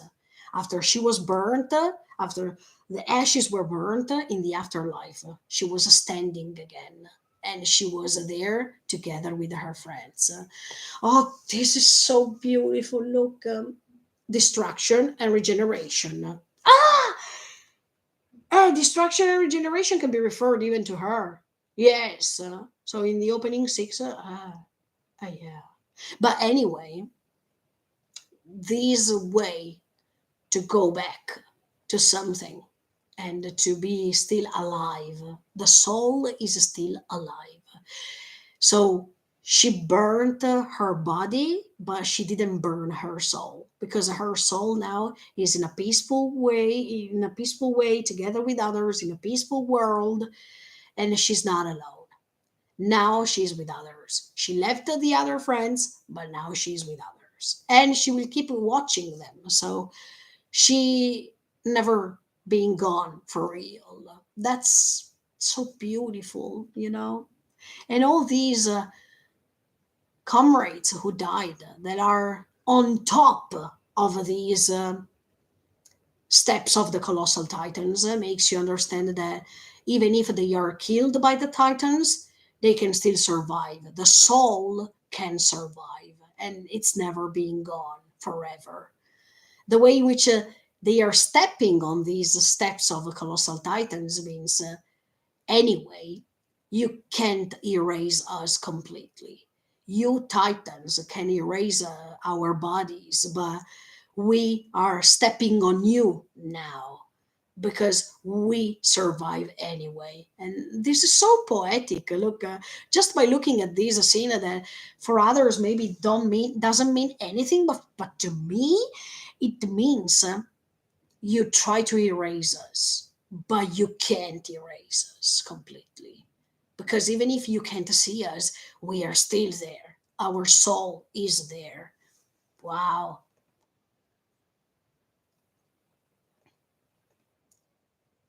Okay, one more time. Sorry.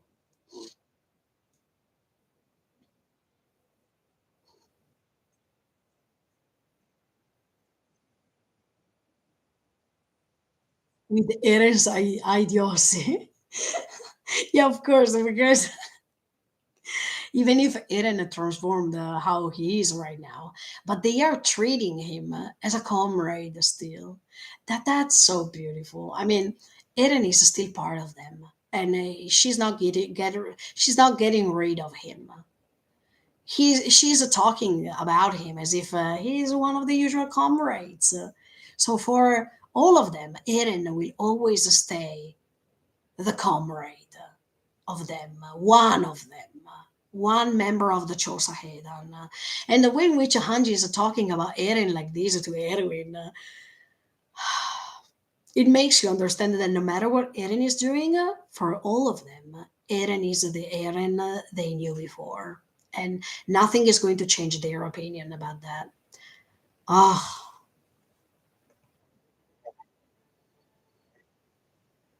and Erwin that is saying, yeah, you had it tough, right? Oh, it makes me feel emotional right now.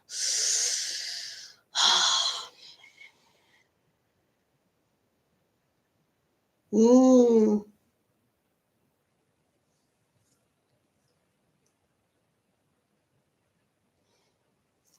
sorry.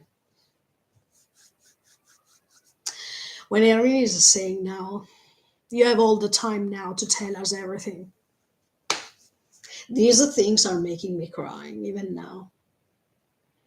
That means, Hanji, now you have all the time you want to tell me these things.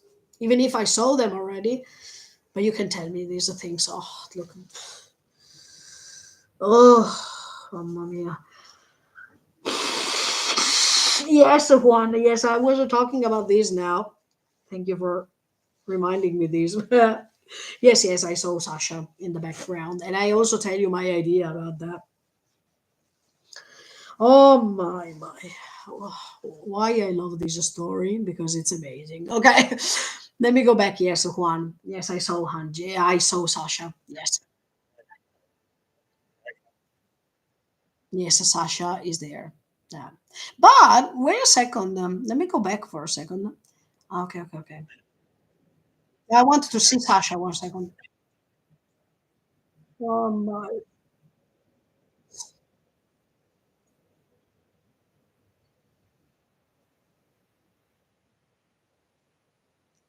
Amazing, amazing. Yeah. Let me see. Let me see one thing one more time. No, no, before. Just a second.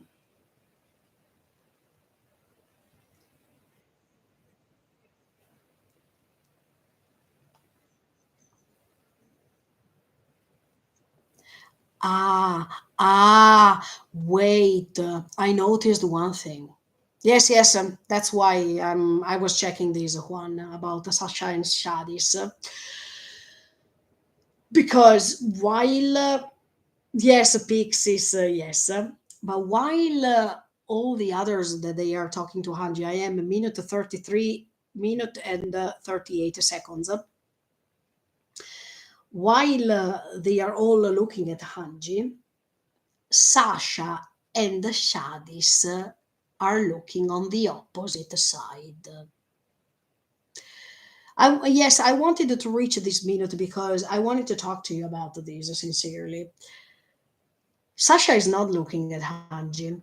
I have an idea about why she is not looking at her, but she's focusing by looking at the opposite side. And it's because,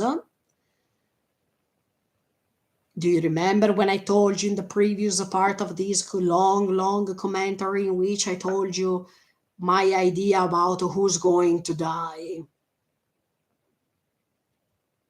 Connie is still alive, but because of all the things that I told you already, blah blah blah blah blah. I don't want to repeat them. If you want to go and check them out, Sasha is still waiting for Connie to be there because I believe that Connie will die for all the reason that I told you already. He will die. So Sasha is looking on the other side because she's still checking him and she's still waiting that he will come and join her. So that's why I'm saying this is another reason why I think that Connie will die and he will reach her. As much as Shadis is looking on the opposite side because he sacrificed himself to let them go and he is really proud of them. So he is still checking on them. And Sasha is checking on Connie because Sasha is Connie's twin, as much as he was saying. So it's like as if there is still something unsolved.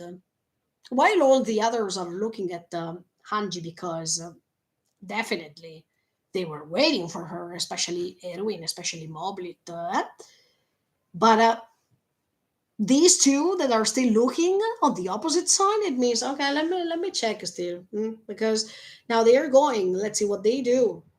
Sasha is thinking, "Ah, Connie, good job. You could go." Or Shadi's, "Ah, okay, guys, you're great. Let's go ahead." So as you can see, I couldn't see if there was Magath, but I don't think so. Sincerely, let me see.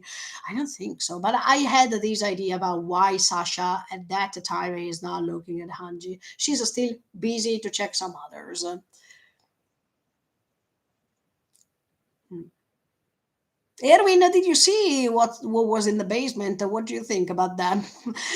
Look, if she asked Erwin, what did you think about the basement? That was nice to ask, you know.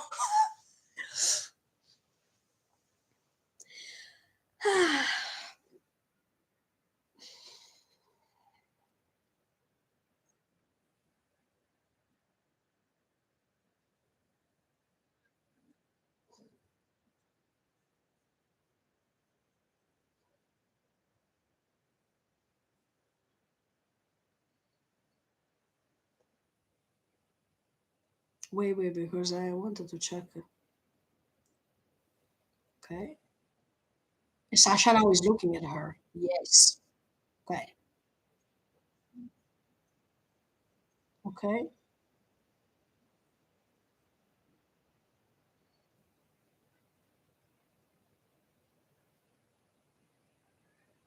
No, there is not a Magath. No, I was just trying to search it. There was not one. Okay.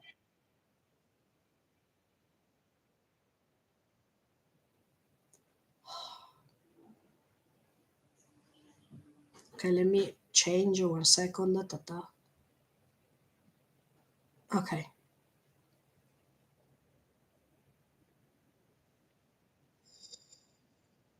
Wow. Even another flying boat that is going on top of the clouds.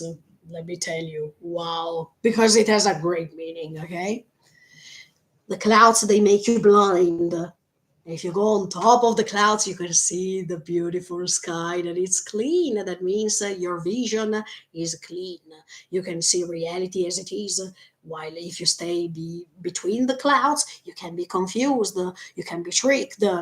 That's what's happening to Eren.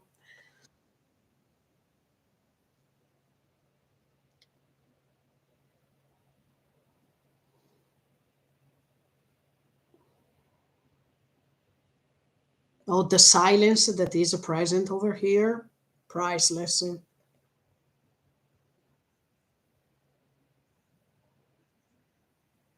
Hmm.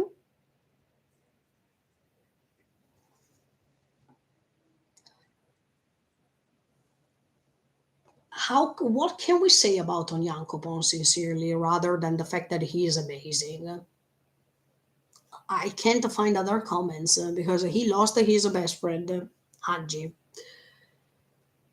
He has always helped them. He never betrayed them, even if he was faking to stay on Yelena's side for a period. But then he opened the jail and he let them go out. So he has never betrayed them. That's the perfect way to represent real friendship beyond the barriers, as much as I was saying. So this is awesome. Okay, Onyankopon is the perfect representation that it's a real friendship.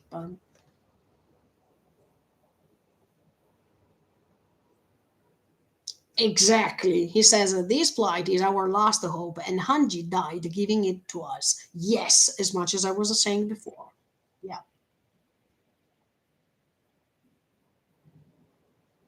No, the legacy of Hanji goes on thanks to Armin on one side, but thanks to Onyankopon on the other side.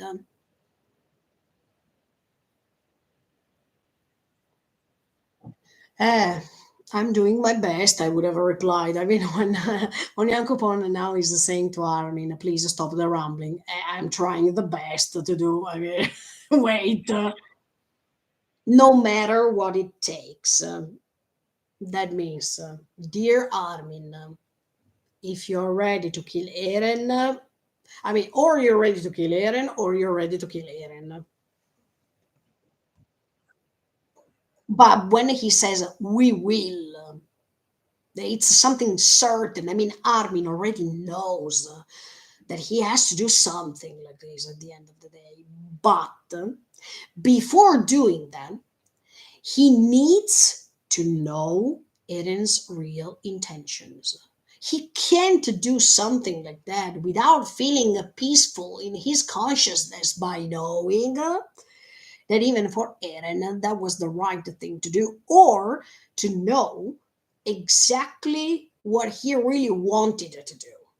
He can't feel peaceful inside Armin by doing this without even asking. So I admire Armin because before doing something unrepairable, because we can't repair it, we can't go back as before later once it's done, he needs to talk to it. And that's something I have always waited for. Because even in the reaction, I was telling you, yes, because I want this moment to happen. And I think in autumn it will happen, and I can't wait. What did you see the way in which he was turning and he was saying, "I'm counting on you, Onyankopon," and then he was Armin was turning with that eyes that was like I feel brave right now. Nice way to start being a commander.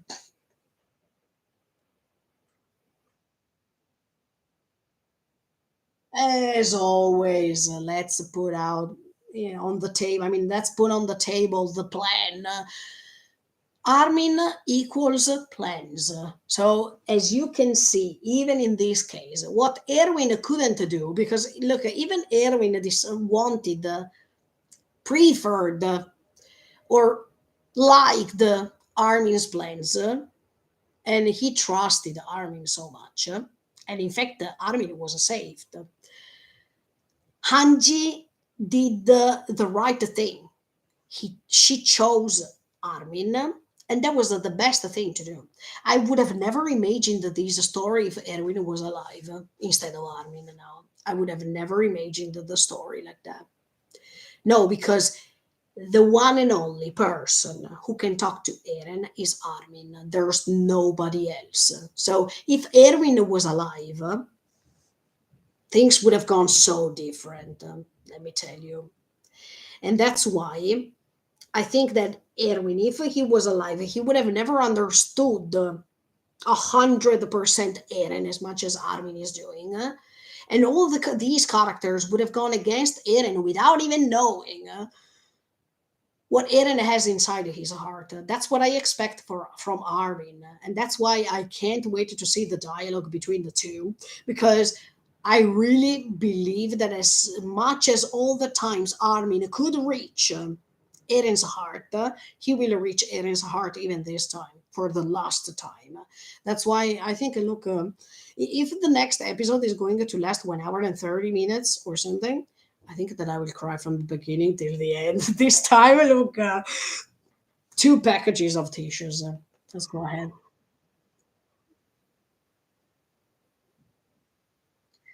Let me tell you another thing. Now that Armin is drawing the shape of Eren's body, now that now that Armin is writing the shape of Eren's body as a Titan, now as the Shubi no Kyojin, that's exactly the shape of that creature. That's exactly the shape of that bacterium. Because the head, I mean, and right now I am at 35 minutes at 31 seconds. The shape is the same. You see the atama, you see the head of this creature, and then the skeleton. That's the creature. It's like as if the creature prevailed on anything. And yeah, these Eren, Ymir, and whatever, they are just the tools for the creature to be alive, to become so big that can destroy everything. That's what's inside these creatures' mind. I don't know if that creature, that bacterium, could have intentions, could be intelligent. But at this point, if there are intelligent titans, there can be even the source that is intelligent. So I think that even this bacteria was really intelligent when it approached Ymir the first time, but it's now using Eren without a doubt. So that's why I'm saying this creature can survive after. I have the doubt that yes, it can. Because maybe this bacterium, by being a bacterium, it's something evil. It's something dangerous. It's something that if you approach it, you can't get rid of it. It's like a virus, let's say, that can contaminate yourself, say, psychologically speaking, physically speaking. It's not so different. So, from a usual virus that we can contract, right? So, wow.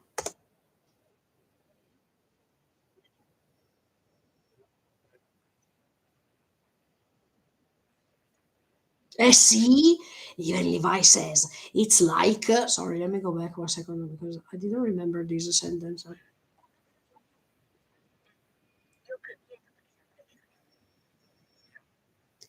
It's a. Sorry if it was trembling for a second. It's a humongous bundle of bones that moves like an insect. Because the source is a bacterium, actually.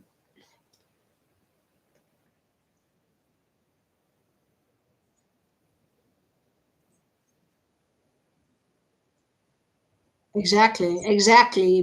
Peak is great because she's saying, wait, if it's like a normal Titan, Eren would be in the neck near the head. Hmm. And of course, Levi is right because now he acquired. I mean, he gained even the abilities of the Hammer Titan. So of course, is a little bit modified, because we know that the abilities of the Hammer Titan is quite strong and full of resources. Let's say so. Yes, I agree with this.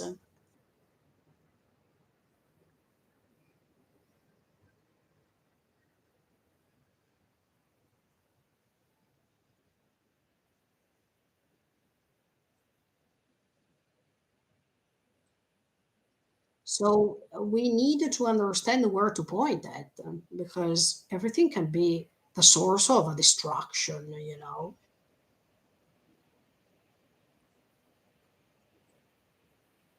Eh,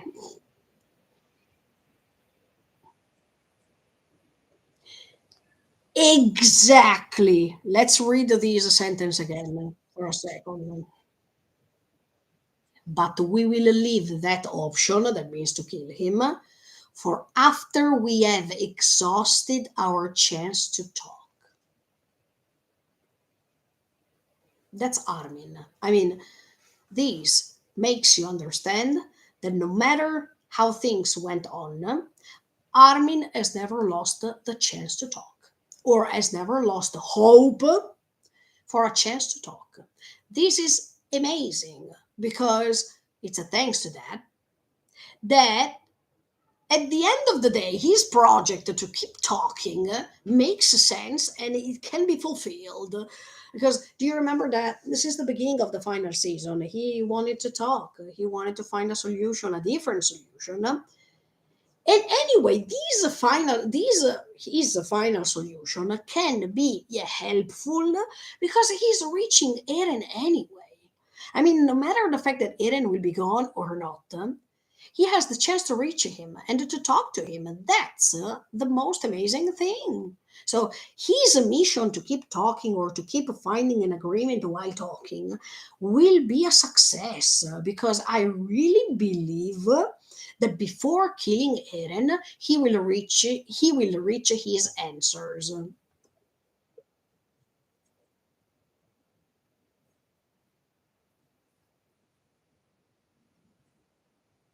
Uh, see, Armin every time he's looking at Mikasa to find the approvals, because he's saying, "Look, if we can't stop Eren in another way, that's the last thing we will do, right?" And Mikasa agrees, but he wanted to wait her approval to to do what he intends to do. That means Armin, before deciding by himself as a commander, preferred to ask the opinion of all the others. That's a great way to be a commander. I mean, instead of taking decision by himself and just say, follow the orders, go. I decided, let's go. No, he is confronting the other subordinates, or friends, in this case, that he has. And he is also trying to find the approval from Mikasa's face. So Armin is a commander, but at the same time, he doesn't want to forget that he is a friend. Even before being a captain or a commander, he is a friend, and he can't betray his friends by just ordering things. This is noble. I mean, Armin as a commander is the best choice. Try to imagine Erwin. I mean, I think that Erwin would have said, "Okay, do this, do that, and let's go." When the flock was debating Erwin, okay, because he was saying, "Look, are you telling us that we are going to die?" Yes. I mean, you couldn't even say no at this point, because you devoted your heart. So once it's done, it's done. But Armin is different. Armin likes to put everything on the table and to hear what all the others have to say. This is a great way to be a commander, and I totally agree with this. I definitely prefer that Armin is alive instead of him. Plan B.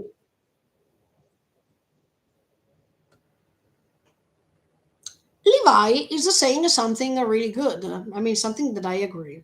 Because he's just saying, but isn't it, I mean, isn't Eren controlling the founder Titan thanks to Zeke? Actually, yes. Because that's why later we discovered that where Zeke is, sincerely. Because before this part three, I was still guessing, but you know, Zeke disappeared at a certain point. I mean, we see that while Zeke is here, something was trying to surround him at that time before there was this huge transformation of Eren as the Shubino Kyojin. And Levi is right because he's saying, of course, if Eren is in that shape, it's also because of Zeke, because of the fact that they matched. I mean, they touched their head in this case. So it's of course that's of course the reason why Eren is in that condition right now. So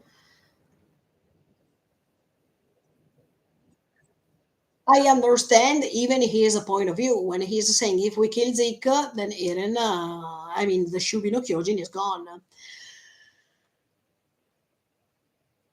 Yes, it makes sense, definitely. But at this point, Eren asked Ymir the power without even taking care of Zeke anymore. I mean, why Zeke was running, Eren, what are you doing? La, la, la, la. So, sorry to say, but I don't think that while killing Zeke, Eren will stop. Because Eren find the perfect way to move forward, I mean, to go ahead without let other stop him. The only way that he can be stopped is what we already imagine. So, Levi, sorry to say, but are you saying this because it's also an excuse for you to reach your goal? That means anyway, let's kill him. But yeah, you forgot the detail. I mean, you can't know this detail, Levi, because you were not there when Eren asked Ymir about her power. So you can't know this. But we know as omniscient viewers. Okay, thank you, Juan. Okay, I'm right. Let's go ahead.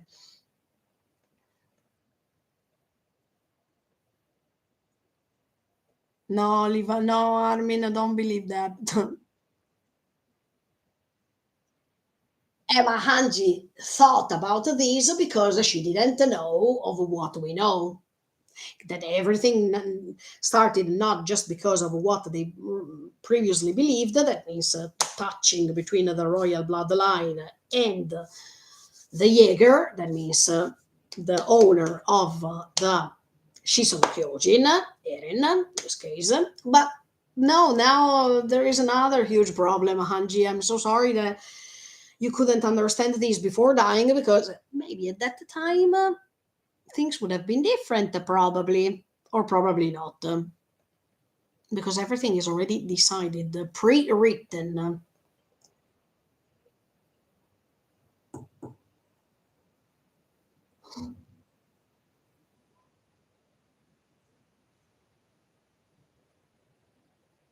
The way in which Levi is defining Zeke is priceless. I really love that. Let me tell you honestly.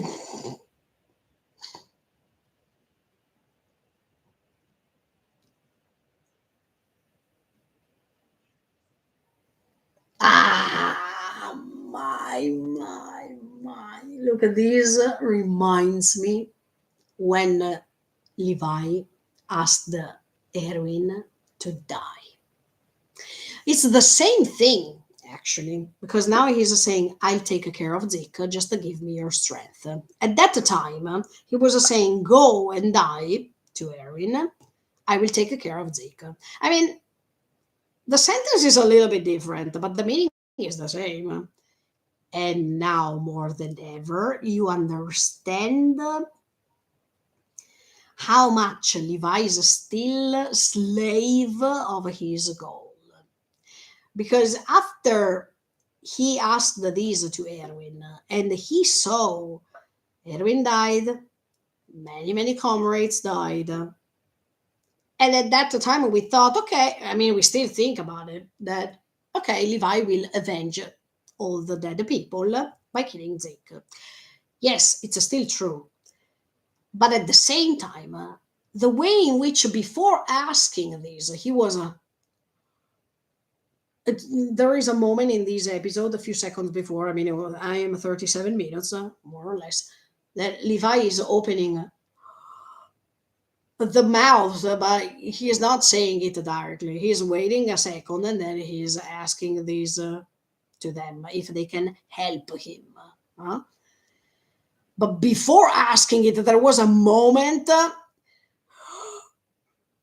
in which, look, I asked this help already. I mean, I asked this thing already, but the last time that I asked this, it didn't go well.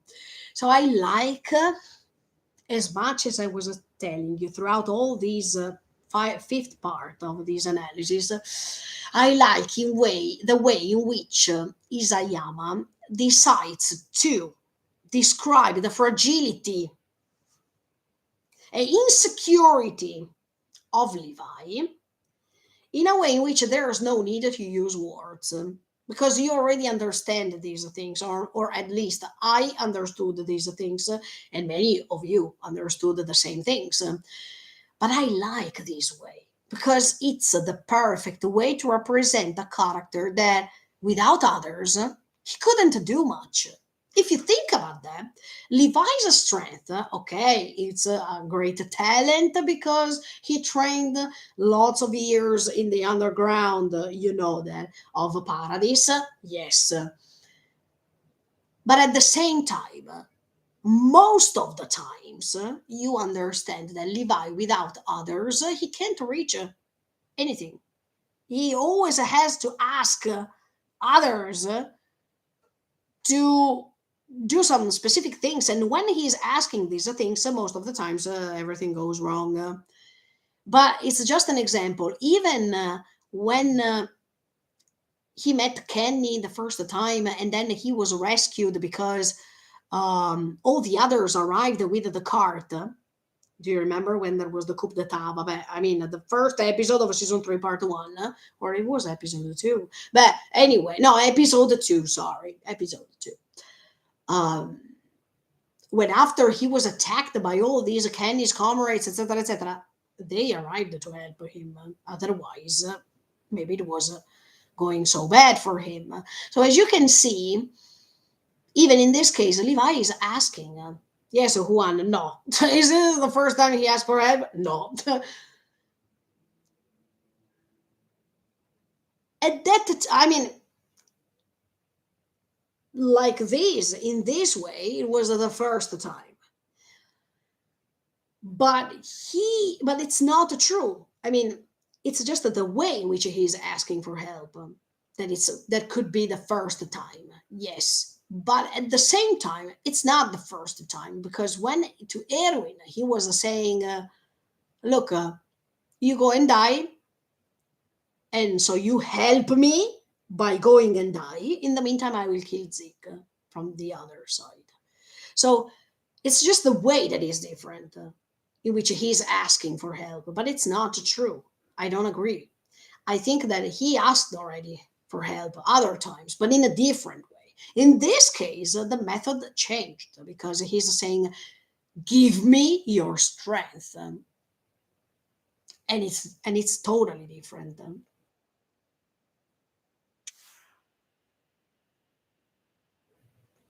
In this case, even if here it's translated to "help me to do so," in Japanese they say "chikara kashite kudasai." That means give me your strength.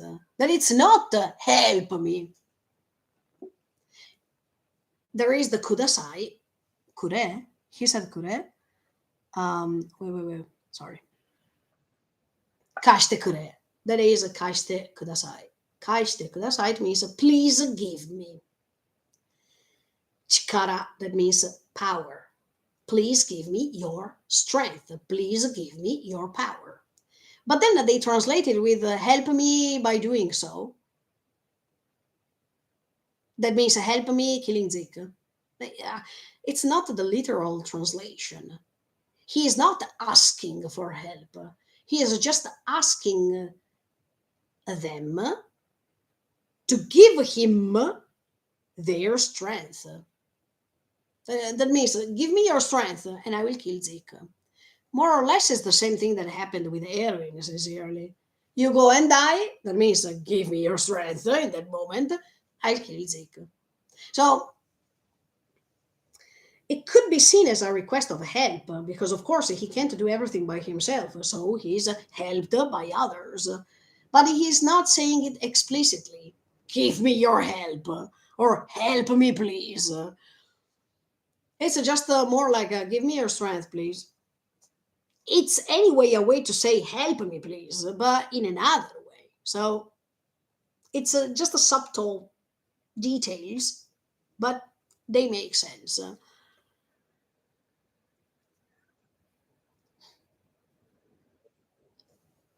John, okay, Armin is the commander, okay, but he John is calling him captain.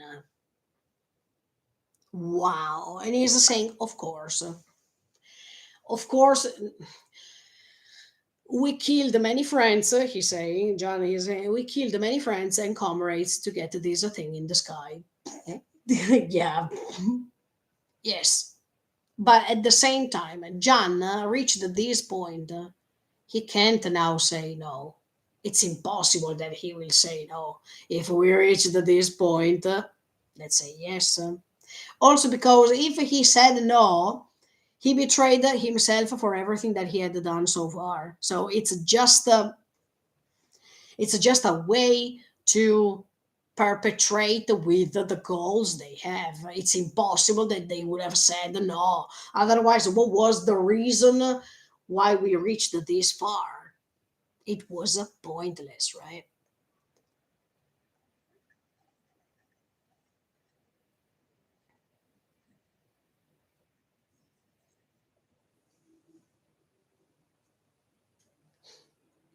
We can't allow that the slaughter to have been for nothing. That is almost the same thing that the Chosahedan was repeating over and over again, because the method is always the same.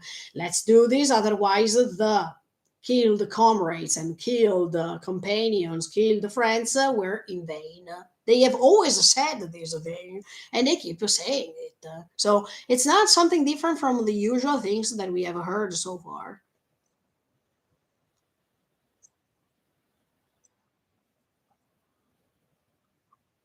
I'll do whatever it takes. Because it's also a way to avenge Marco anyway. Indirectly.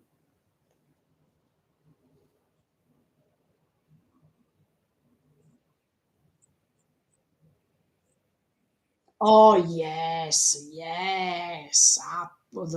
Okay, let's go ahead with that. Later, I'm going to tell you.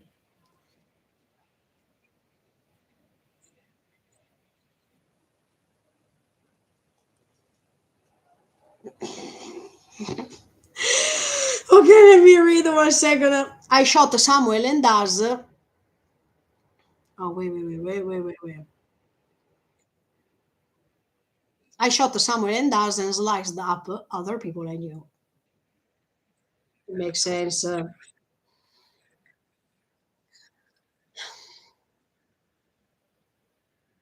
I got called a traitor as I did so, all the while telling myself it was to save the world. Rainer, part 2.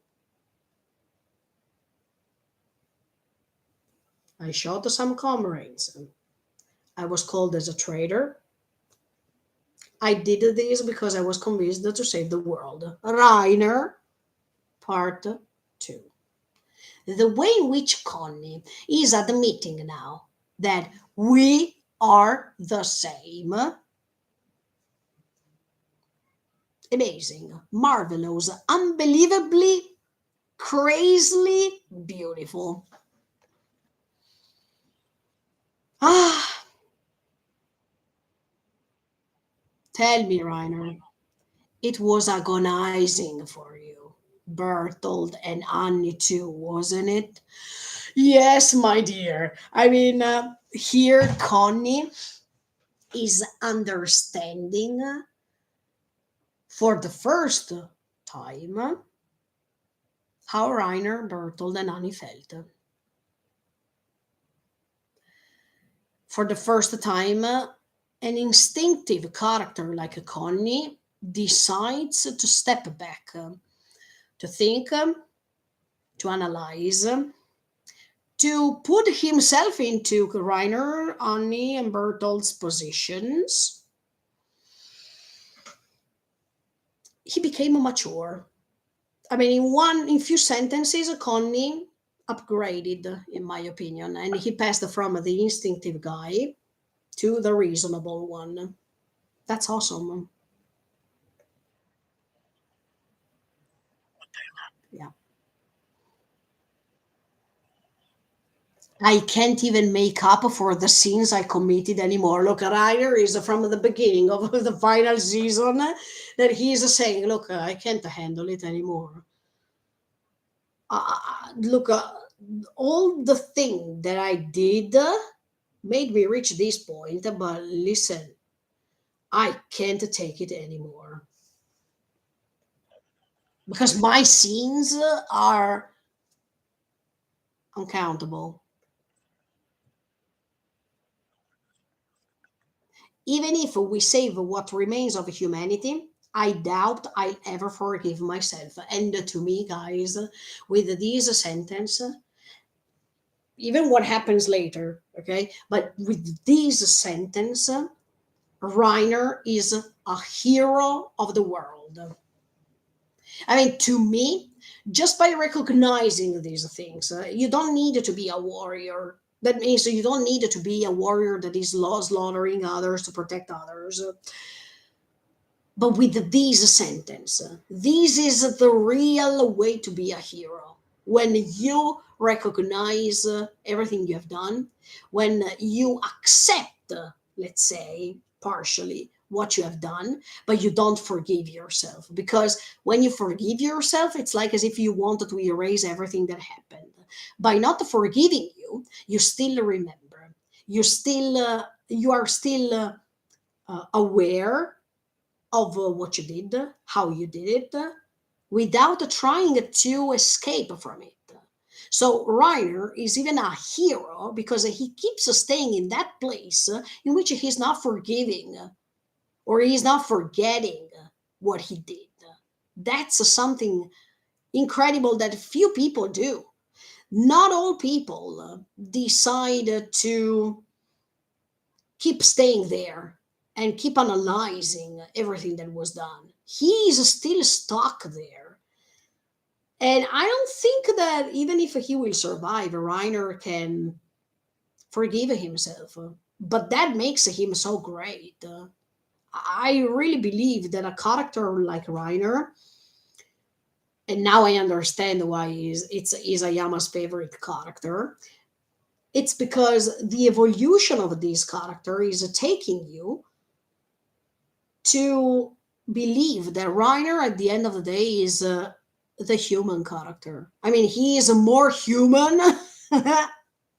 than others who believed to be human. Because Eren believed that he was a human being, destroying the Titans, but he lost his humanity recently, partially, not all, partially.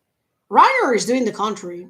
It's like the same, the two faces of the coin. Okay, again, I say these because Reiner, by starting being, they were representing him as a Titan at the beginning to us, and by being the one who lost his humanity to become a Titan for his own purposes, blah blah blah blah.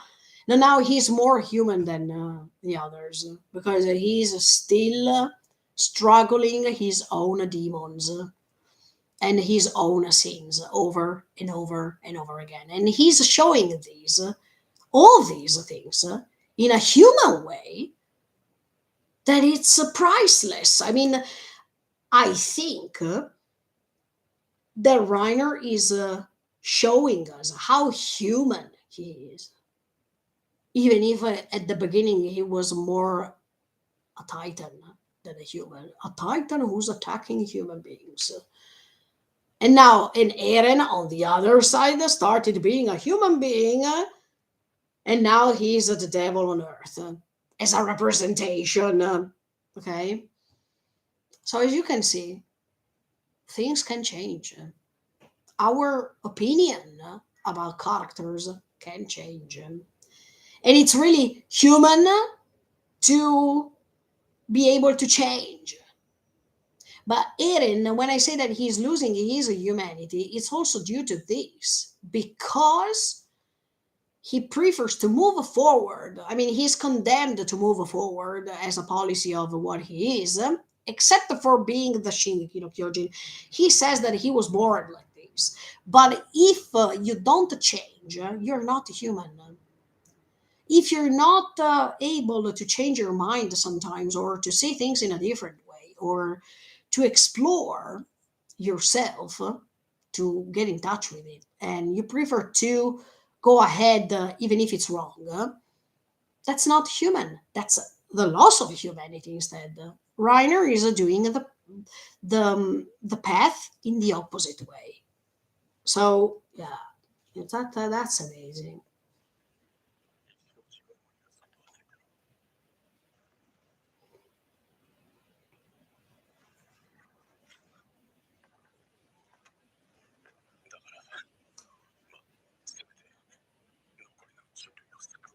Oh, that's how a hero talks.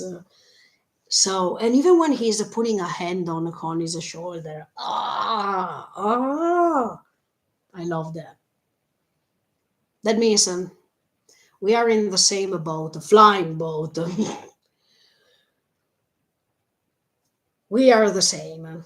So we are both traitors, both sinners. We are everything bad. But at the end of the day, don't let's not lose the humanity completely. Let's still be human by recognizing what we are, by recognizing the fact that we are not perfect. We can't be perfect. That we can't judge others because we are making the same things later or even before others. So let's save what's left of humanity. At least this thing can let us feel a little bit better than how we feel now. It's not a way to forget what we did so far, but it's a way to make our soul feel a little bit more relieved than not doing anything. A hero.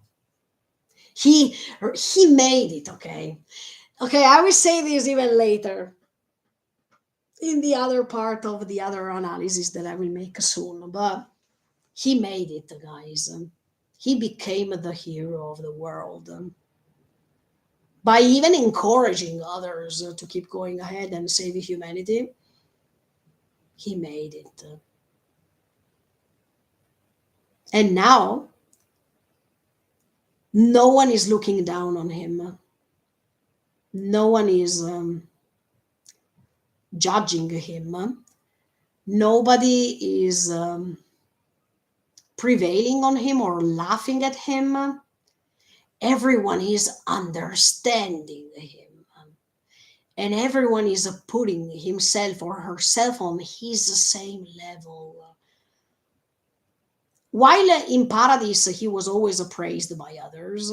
So, see, we started on that way. I mean, on the other side of the ocean, in Marle, let's say, where everyone was laughing at him, he was bullied and whatever. Then he moved to paradise and everyone was praising him. Oh, Ryder, he's the best comrade. He knows everything, blah, blah, blah. Now we reached a level in which they are all equal. There is not a superiority or inferiority. Everyone is understanding each other. He made it. I'm so happy for Reiner, let me tell you, because it's the perfect example that no matter how much we are judged, we are mocked, we are bullied, we are not understood, there could be still the chance to reach a point in which we will be understood. Or if we are not understood by everyone, we can be understood by someone. And it's still giving us a hope to not feel lonely because we are understood. And it doesn't matter if not all can understand us. The most important thing is that we are understood by the people we also love. I think Reiner loved all of them, and at that time, his initial will, was stronger than this love.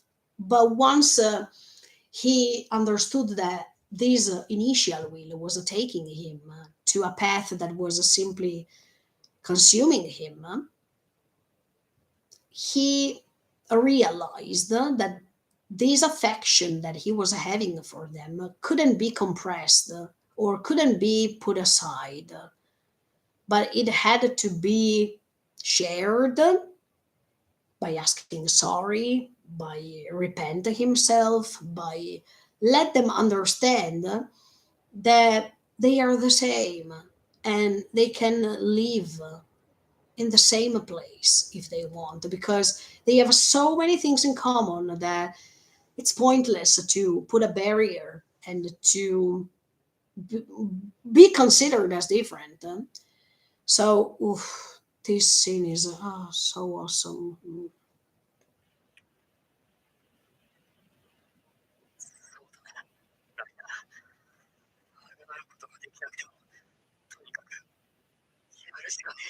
That's what a hero does. Even if we can't erase our past, we can anyway do something to try to change the present and to make it better. That's how a hero behaves, so sincerely. Oh, and Reiner is crying. Look, I wanted to hug Reiner. I mean, I was so happy that he was hugged even by Annie.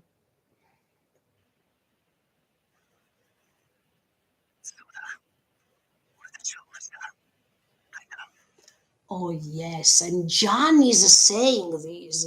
John, okay, that before what he was kicking him, punishing him for everything he did because of Marco. Look, I think Marco would have been so proud right now. Do you remember why? Because Marco said before dying, Marco said there was not even the chance to talk, and now they are talking. They have also talked around the fire. There was not even the chance to talk. And now look what they are doing. So Marco would be so proud of John now because he did what also Marco wanted to do with Reiner. Okay, Bertold is dead, but he can live through Armin and Annie. So amazing. Okay, guys, look, for the moment, I want to just stop right now here in this part because what's coming after it's heavy. So I prefer to stop here. Okay, let me see what the Rhino says.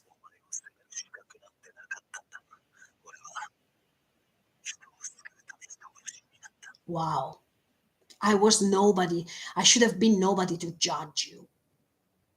That's true.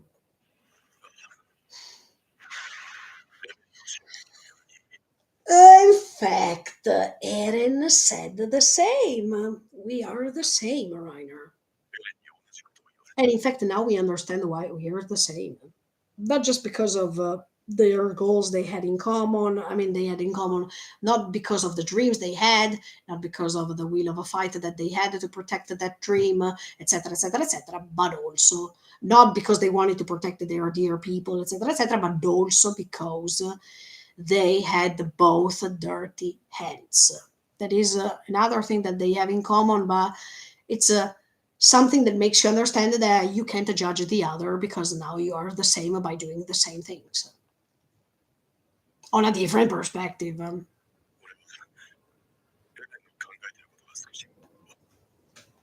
Oh, listen, we have to thank Reiner because of Eren and Armin's dialogue that is happening later. We have to thank Reiner because he's saying, I feel like I understand some of what's going on in Eren's head. Yes. Yes. Thank you, Reiner.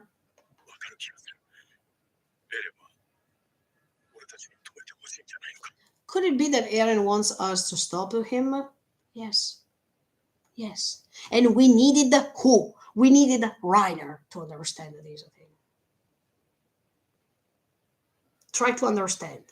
We needed Reiner to understand what was in Eren's mind. I mean, I understood it by myself even without Reiner, even before. But for them, okay, for Armin, Mikasa, Connie, and Jan, they were enlightened by Reiner. They could see a perspective that nobody believed in before. What do you mean? And okay, I stop here because later, I mean, next time in the other part, I'm going to go ahead with this. Oh, no, other 3 hours. Okay, anyway, we reached the 39 minutes, so we still have 20 minutes more or less to analyze. Thank you so much for the support, guys. Thank you for all the comments. Thank you for this beautiful opportunity that we have by analyzing these thing because this story, as you can see, it's not certain. We have multiple opinions, multiple visions of things. So this is marvelous. Thank you so much. Next time we are going to see what's going to happen when they meet the.